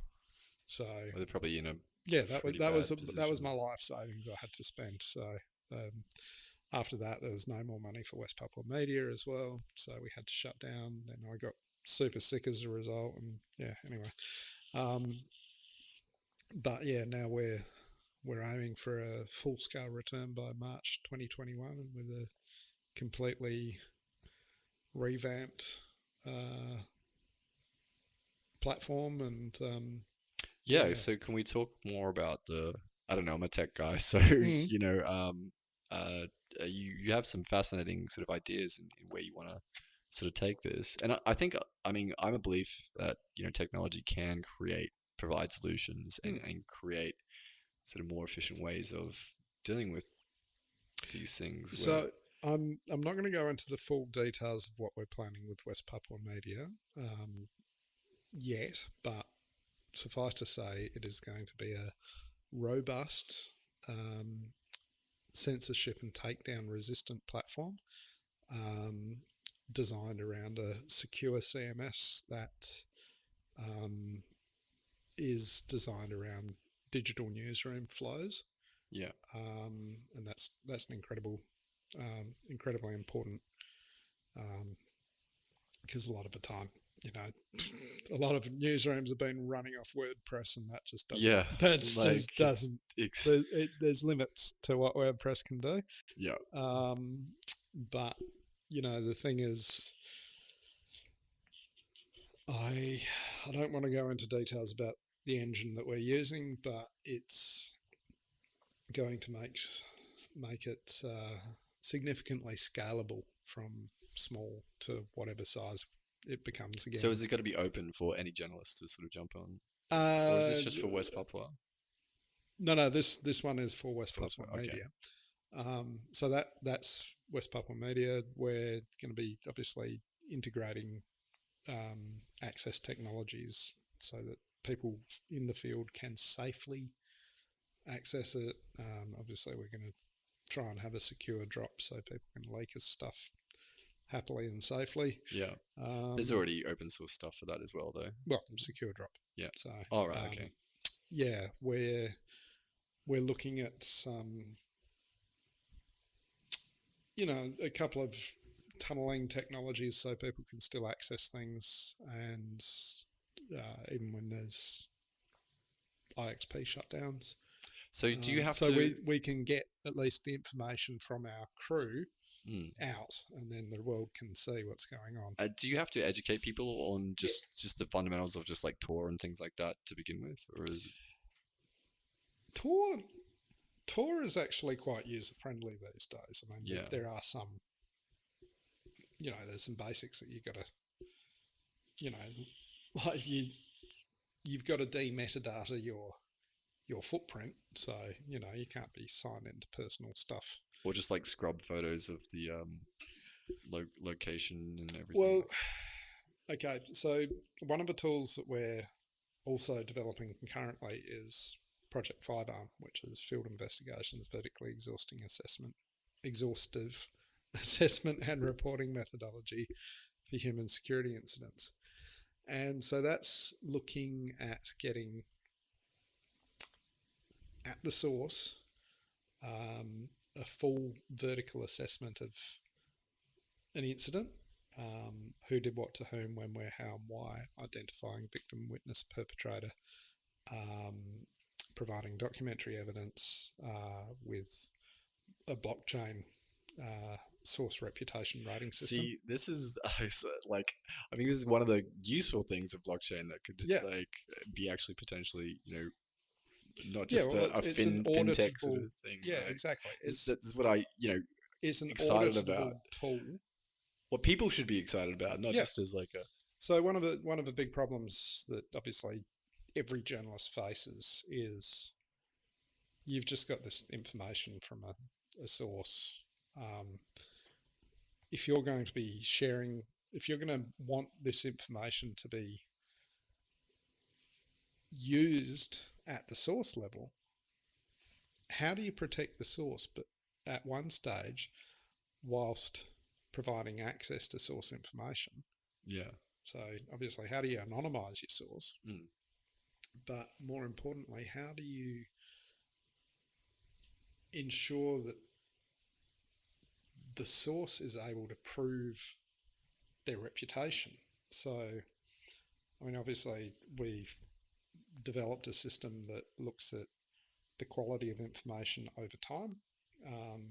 So an anonymized source identifier will be assigned value for... How does that work? Is that based on a reputation system? Yeah, so the reputation is... So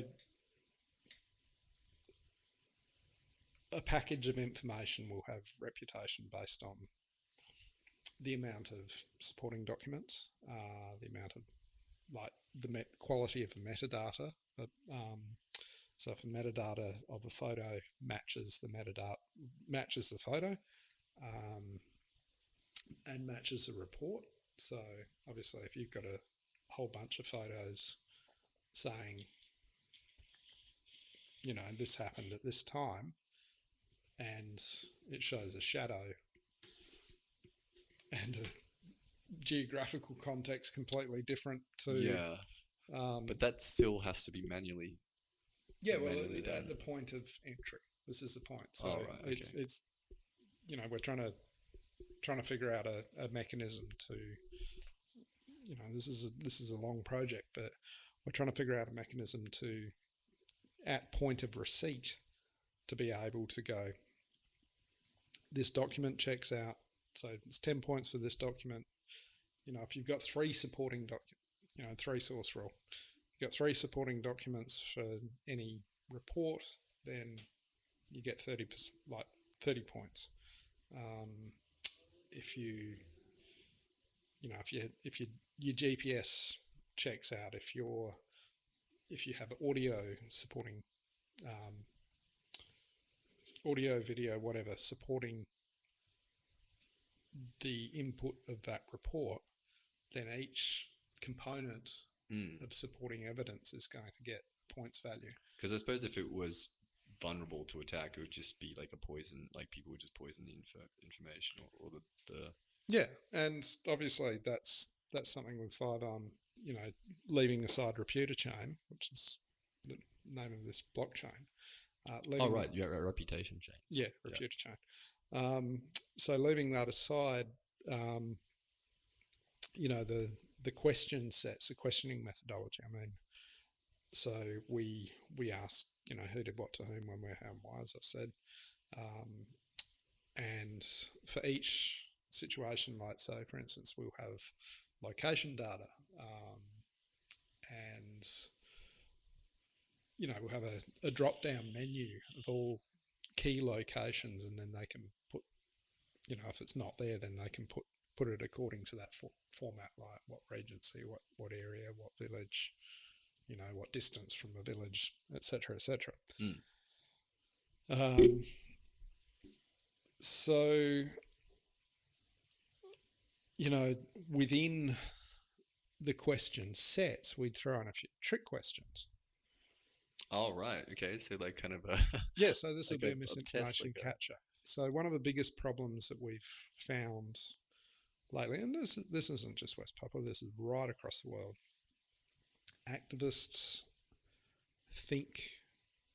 a lot of activists think that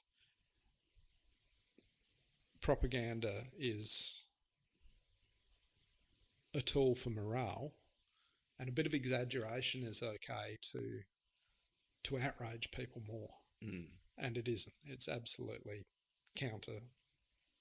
completely counterproductive to even just misrepresent. I mean, look, journalism, sometimes things go wrong. So we often have a situation in breaking news where, just misleading reports or just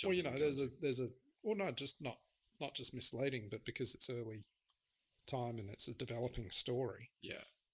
So classic example, it's a bus crash. The first people that have got there have said, there's 40 people dead, the bus fell down the ravine, it was caused by a truck running into it or something like that. Yeah. And so you report what's said at the time. But then the situation changes. So those 45 people who are presumed dead, 10 of them crawled out of the bus. Yeah. And survived. So suddenly you've got 10 less dead people. You've got undead people. They haven't come back to life. They just... It'd be tragic to wake up or see yourself on the news and you're like, oh, well, I'm not dead. I'm not dead. Yeah, I've done that before. But, I mean, it depends on your situation. Sometimes that could be useful, but... disappear and then... Yeah. No, I'm dead. What are you talking about? Get the insurance money, or I don't know. Oh, no, I'm not moving. I'm just moving out a holiday. But yeah, look, so sometimes facts change in dynamic situations. That is something which all journalists have got to be aware of. That isn't misinformation. That's breaking news. So long as you say the previous report that said blah, blah, blah, new information has come to hand and it's been clarified. You're not going to, with breaking news, say at a situation where 600 people were arrested in one afternoon and they're all being held on a field, and the information was that every single person was going to be charged with treason. Yeah.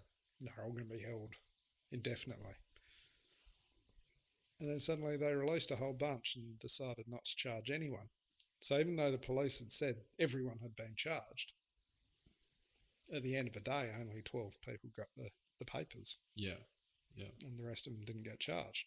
So what you're saying is your tool is going to counter this by validating or having a reputation that can... I mean, it's hard with... is your sort of reporting breaking news, though? I didn't think So our reporting is... Like, we obviously do deep investigations. We do feature stuff. We're really going to be focusing heavily on investigations. Yeah. Hopefully going to have an enabler of the week yeah. profile. Okay. Genocidal enabler number 1 lives in that place in Newstead or whatever. Oh, right. Just as an example. Yeah. So you were talking about neighbors of the week, sort of. Yeah. So part of what we want to do is we want to be able to get enough clear investigative evidence, and eventually using firearm as we develop that. But in the meantime, to start profiling people people and companies and entities and government departments and the people that make the decisions in those government departments, of who is enabling what part of abuse. Mm. And more to the point, they're financial enablers in foreign countries. So is there a lot of dark money? I mean, obviously there's, Oh, money's dark, but but like it's specifically for like uh yeah, like well, for I'll use the example. So a certain one of the big four banks, actually all four of the big four banks, have very extensive investments. I'll say it because it's publicly on record. So ANZ, for instance, is a huge financier of the company Rimbanan Hijau, which is the wholesale forest fucker. these are the ones doing the deforestation. Yeah, the Malaysian-owned company with deep connections to the Indonesian military. Yeah. So they're right across Melanesia. They're right across Indonesia, but mainly colonised West Papua and Papua New Guinea, which are trying to colonise. They often use Kopassus Special Forces personnel who moonlight on the side for Rimbanan Hijau. And these companies are involved in the harvest of illegal timber, teak and merbau, which obviously end up through the importer down on the river, who supplies to the largest hardware store in Australia. Actually, all of them. Right. And supplies all Australia's bogans with their blood-coloured timber for their decks. It's weird to think like it's all because people like it's just this one commodity that people want, like just like something so and just don't care about. I mean, I look at it, Brisbane City Council, and their street furniture is made out of merbau, and it breaks my heart because who do you even talk to? I mean, no one sees it as an issue that they can combat, but it's these things. It starts with street furniture. Yeah, it literally starts with street furniture. People are being murdered and tortured so that we can have street furniture and outdoor seating in pubs, because everyone's got their merbau like features and decking. Yeah, and so people can drink beer and soak up the sun. People die. And it's just because people are lazy, right? There's surely like ethical ways to. Well, I mean, even the enabling company has now realised how fucked it is, and so they've created this thing called Echo Deck. So they're not just completely cutting it off. They're creating like this sort of ethical friendly kind of making it a feature of. They're heavily marketing it actually as an alternative to timber decking. I mean, well, yeah, if they can. I mean, I suppose. But we've been dealing with this problem of like merbau has been a issue. Illegal logging of merbau has been all merbau logging is illegal. It's a highly endangered species. Yeah. But for 30 years, it's been a problem. We could have merbau forests planted on damaged farmland in Australia. By now, in 30 years, like big trees, 30 years, we could have reversed the drought. Yeah. Seriously. Merbau is one of the most significant evaporative species. Like it's the grandfather tree of the forest across Melanesia. Okay. It's an incredibly important species.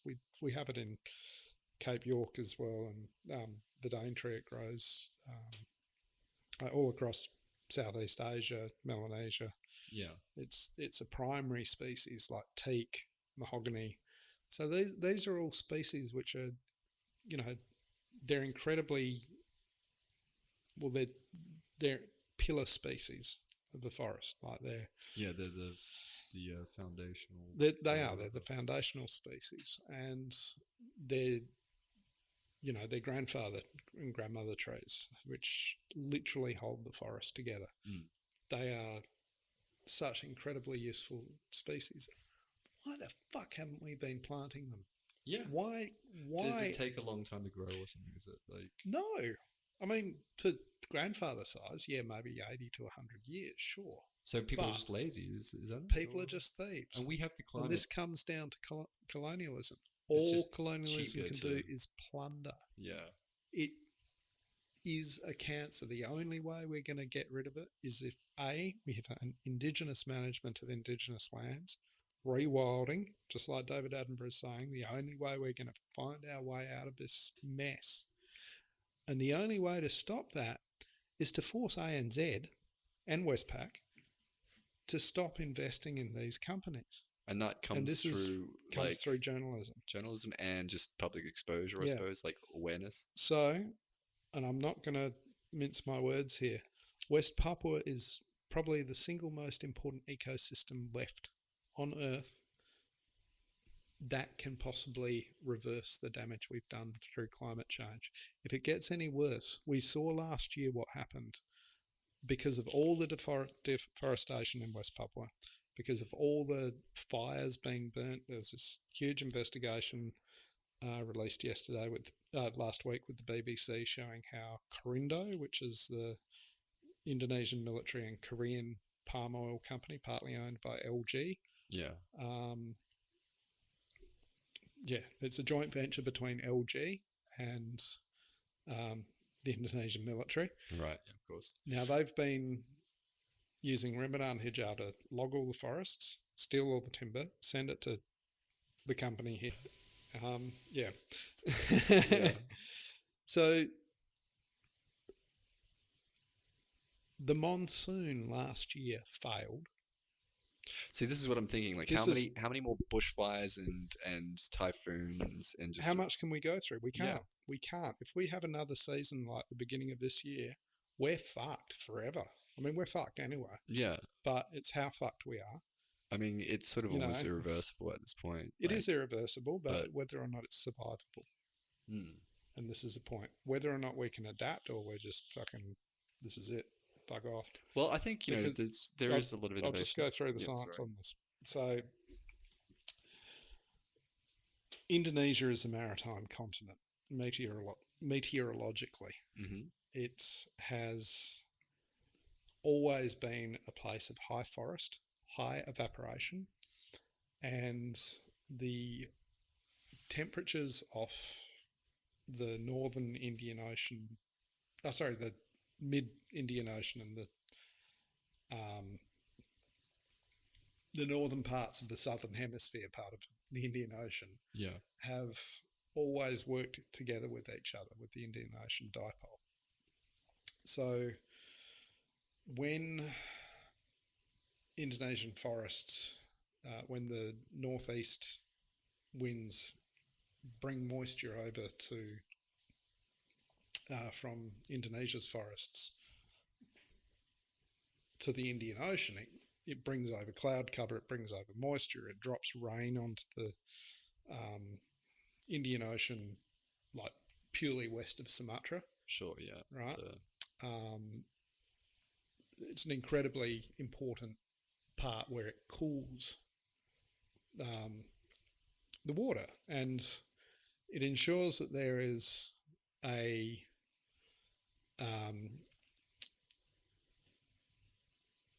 sea surface temperature that can maintain circulation. So there needs to be a differential. But when there isn't that cloud cover coming over, and it just gets hotter and hotter and hotter and hotter, we experienced last year that feedback loop of what happens. Yeah. So you get rid of that, and you don't start to get the winds turn and then go easterly. you don't head towards the east. You don't get the westerly winds at that point. You don't get the moisture coming over Australia. So it's just dry. Now, traditionally, what would happen was when the westerlies would start flowing from the Indian Ocean, the first rains were already starting in Papua, in the savanna of the southern side of Papua. But that's been so broken up by oil palm and illegal logging and burning. So the fires that are deliberately set by the forest fuckers and the oil palm conglomerates, especially on Miffy, which is Merauke Integrated Food and Energy Estate, that has literally broken up the ability for the monsoon to generate. So traditionally, the westerlies would interact with the moisture rising up. Yeah. It would create a local loop, which would then create a monsoon, which would then, when the wind shifted again, would bring the monsoon down to Australia. So we don't have that anymore. And that's not even to speak about the ecology of the place, like the species and everything. Yeah, I mean, this is the whole part. The like tree kangaroos are threatened. Like there's so many species there, which, I mean, there's a lot of this country in the south of Papua is traditionally like Cape York. Yeah. So a lot of it's tropical savanna. There's a lot of open woodland. I mean, same species like blue tongues, goannas, tree kangaroos, wallabies. Same. It's basically Cape York. Yeah. I mean, it is literally only a just hop, skip, and a jump, and it was connected. Right? Yeah, I mean, it was the same country up until for most of the last ice age. It was one land. Still is technically, but so when you've got such massive environmental destruction being underwritten by Australian banks and businesses, they're shooting themselves in the foot. It is Australia who's suffering. Yeah. The Royal Commission didn't even look into the climate variables. It just said it's going to get worse. But it never said how it could be stopped. It refused to say how it could be stopped. On previous sort of episodes, I've sort of talked about this idea of quantifying. Because the reason why I think a lot of the times it just falls through the cracks is because no one's able to put a number on it. People can cast so much doubt over it. But if you have a science, I mean, climate science and environmentalism, they do specifically lay out the dangers, but there's no blackfellas know this. I know, but we have an understanding of this. This is why we have traditional burning practices. But if you want to create a framework that people can understand, that is like, no, there's hard science behind. Not that climate science isn't hard, but just to sort of quantify the ecology of how. Well, there is. I mean, CSIRO is working with Indigenous knowledge systems. The new head of the CSIRO, forget her name offhand, but she's come out and said, in her opening address, her opening paragraph was, it would be arrogant of us to think that we can find a way to survive in this land without listening to the people who already have the knowledge. Yeah. That's the chief scientist of Australia, the new chief scientist of Australia. Yeah. She was like last week or something? This is last week. Yeah. Now, this is an incredible decolonisation of science, and this is the only way forward. But it comes up to science. I mean, people just listen to what they. They can listen to science or they can die. It's their choice. Yeah, and I think there's a lot of people in Australia that are quite happy to die stupid, but I think there is. They're going to be dying painfully, stupidly. They won't be able to breathe. Yeah, they'll probably have COVID as well because they're equally stupid, and the sky will fall in, literally. I mean, because let's face it, if we have one more failed monsoon, we won't get it this year because of the Pacific Ocean variable under La Nina and El Nino. Yeah. But very soon we're getting to the fact that we're about to have a total failure of the monsoon. Last year was the latest ever, like the most late monsoon in history. So yeah, right? this is this This is 2020. accelerating feedback of Yeah, the accelerated feedback loop. Now, last year, I'm not sure exactly what the figures are, but it was the highest rate of acceleration and melt of the ice caps in Antarctica, particularly the Thwaites Glacier. yeah. And the Thwaites Glacier holds back the entire East Antarctic ice sheet. Now, if Thwaites goes, the East Antarctic goes. Yeah. That is catastrophic for Australia. When an ice sheet goes, right, the West Antarctic might take another 20 years from the time of the collapse of the East Antarctic, but it'll be very fast. But what happens when the East Antarctic collapses? We just have to look back in history, 7,800 years ago, when Australia separated from Papua. Yeah. And I need to finish this off, Drake. Okay, sorry. Right. This is a very, very important part, which is about the identity of Melanesian solidarity. It's one people, one soul, but it's an understanding of exactly what happened. We have stories from across this land. There's 200 kilometres of coastline lost in a day off Queensland, off the north coast of Queensland. There are story places. It is in people's stories about the day the tide came in. Port Phillip Bay in Melbourne on Wurundjeri country. There is a story of when it came through the Barwon Heads, when the sea suddenly breached the heads and just inundated the whole area. People knew it was coming, right? So they cleared out the bay, the Yarra Delta, as it was then.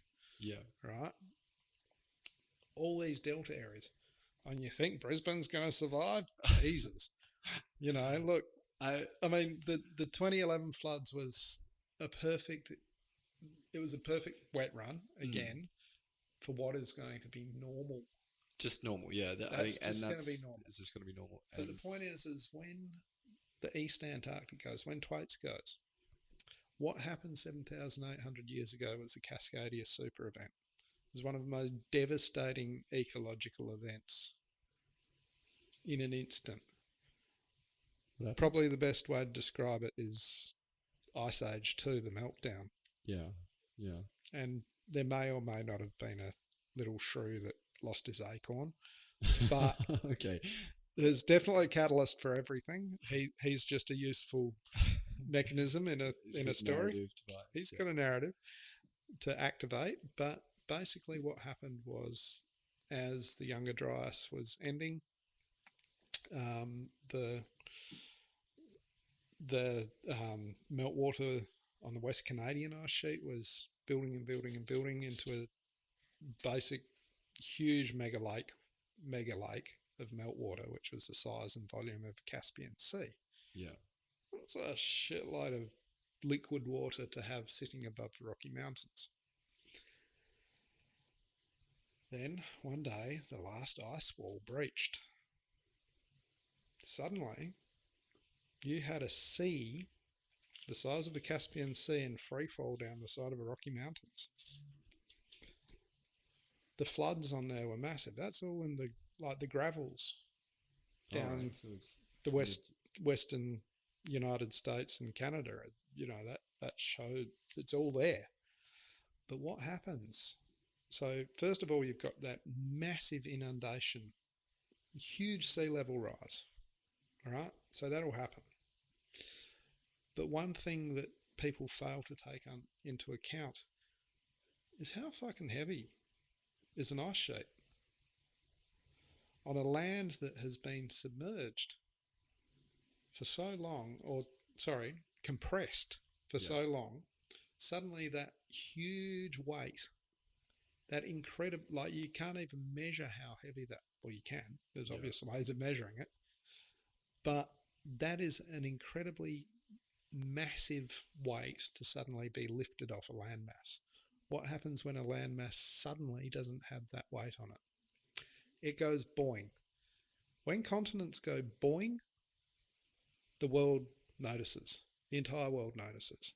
The last time that happened, there was a 128 metre wall of water that raced across the Pacific and separated Australia from Papua in a day. All right, like is this continental drift, or you just No, saying it this is just a is a flood? mega It was tsunami combined mega tsunami. combined with ice age. Yeah. So when this happens in the East Antarctic ice sheet, it won't be 128 meters, not this time. See, I mean, this is all very pessimistic, and like I always sort of think of the. Well, it's not pessimistic because we have a chance to do something about it. This is. So we have a chance to do something about it. Absolutely. So whether or not we do, which given the history of humanity is probably not positive, but I mean, we're what is it, Douglas species. Adams? We are adaptive species, but Yeah, we'd learn slowly maybe. But Douglas Adams has got a great line about us in The Hitchhiker's Guide to the Galaxy.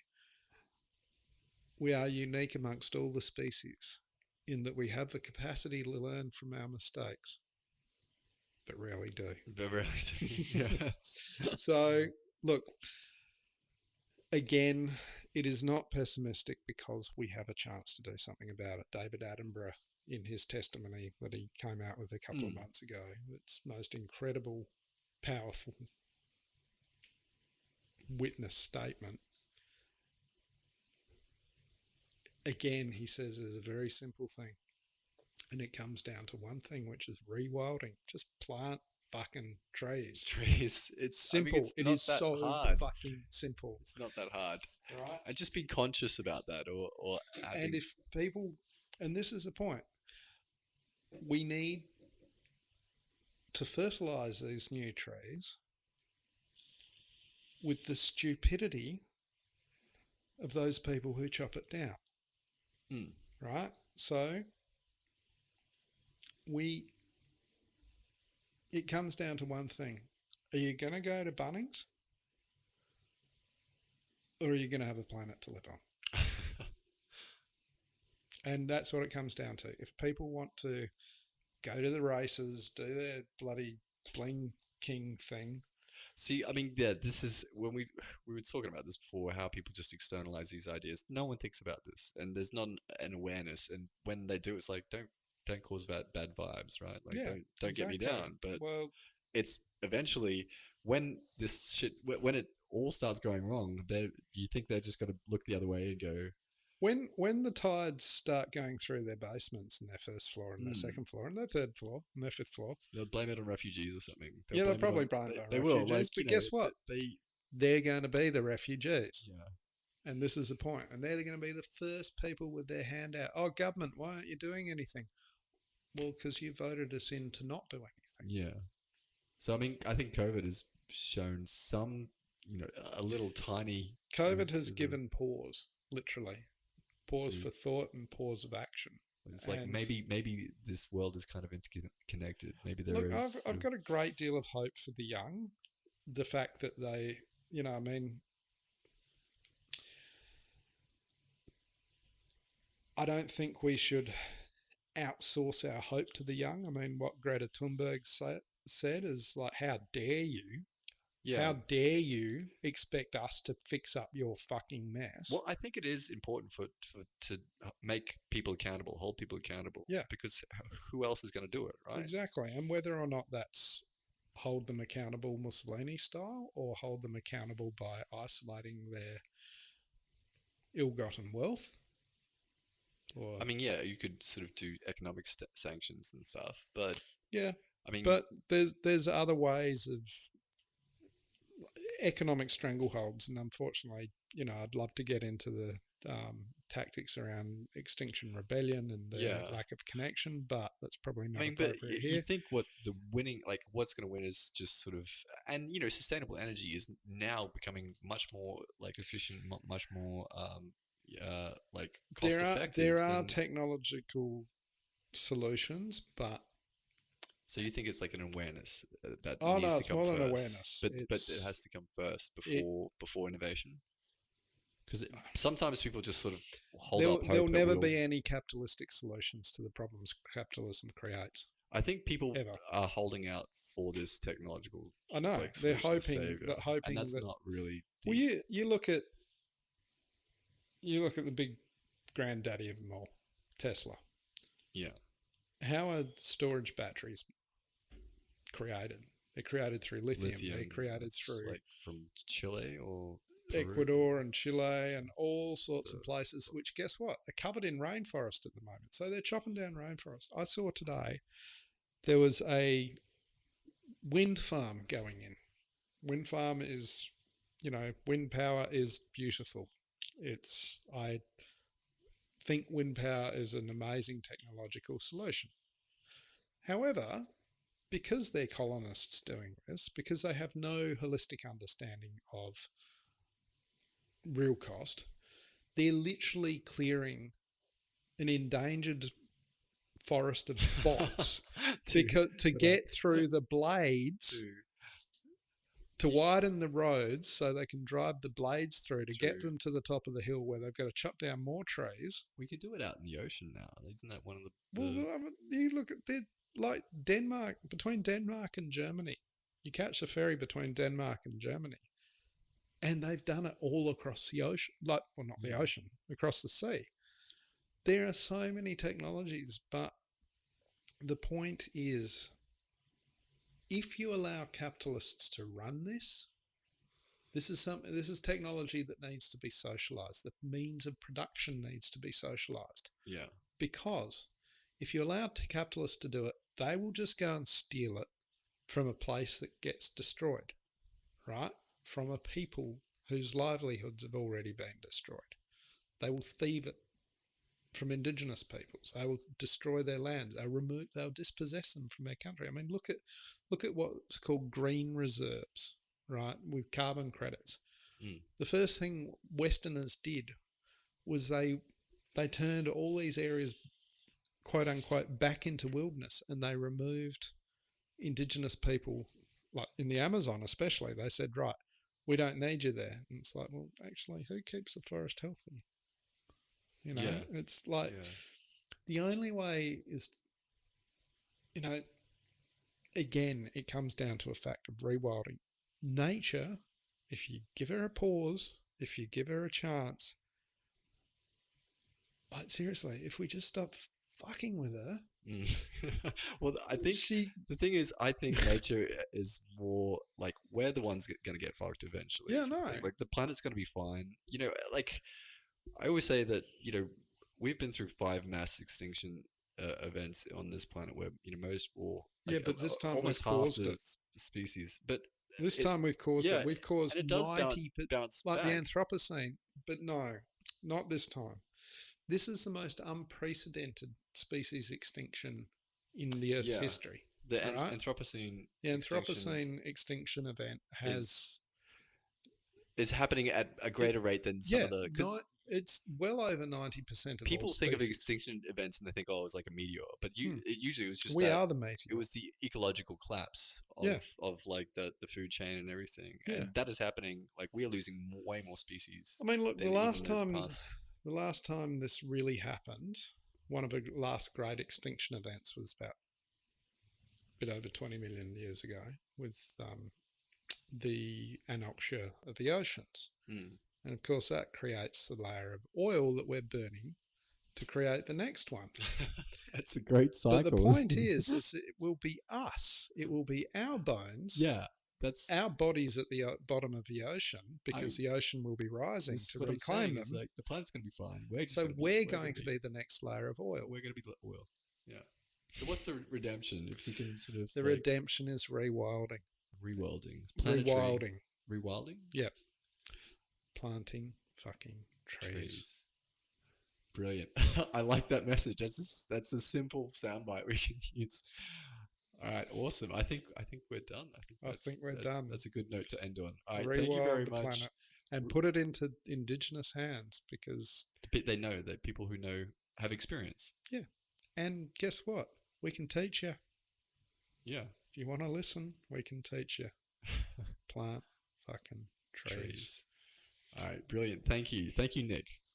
Thank you. Thanks for listening, everyone. There's a link in the description for donations to West Papua Media. Also, don't forget to subscribe to this channel. I'll catch you next time. Cheers.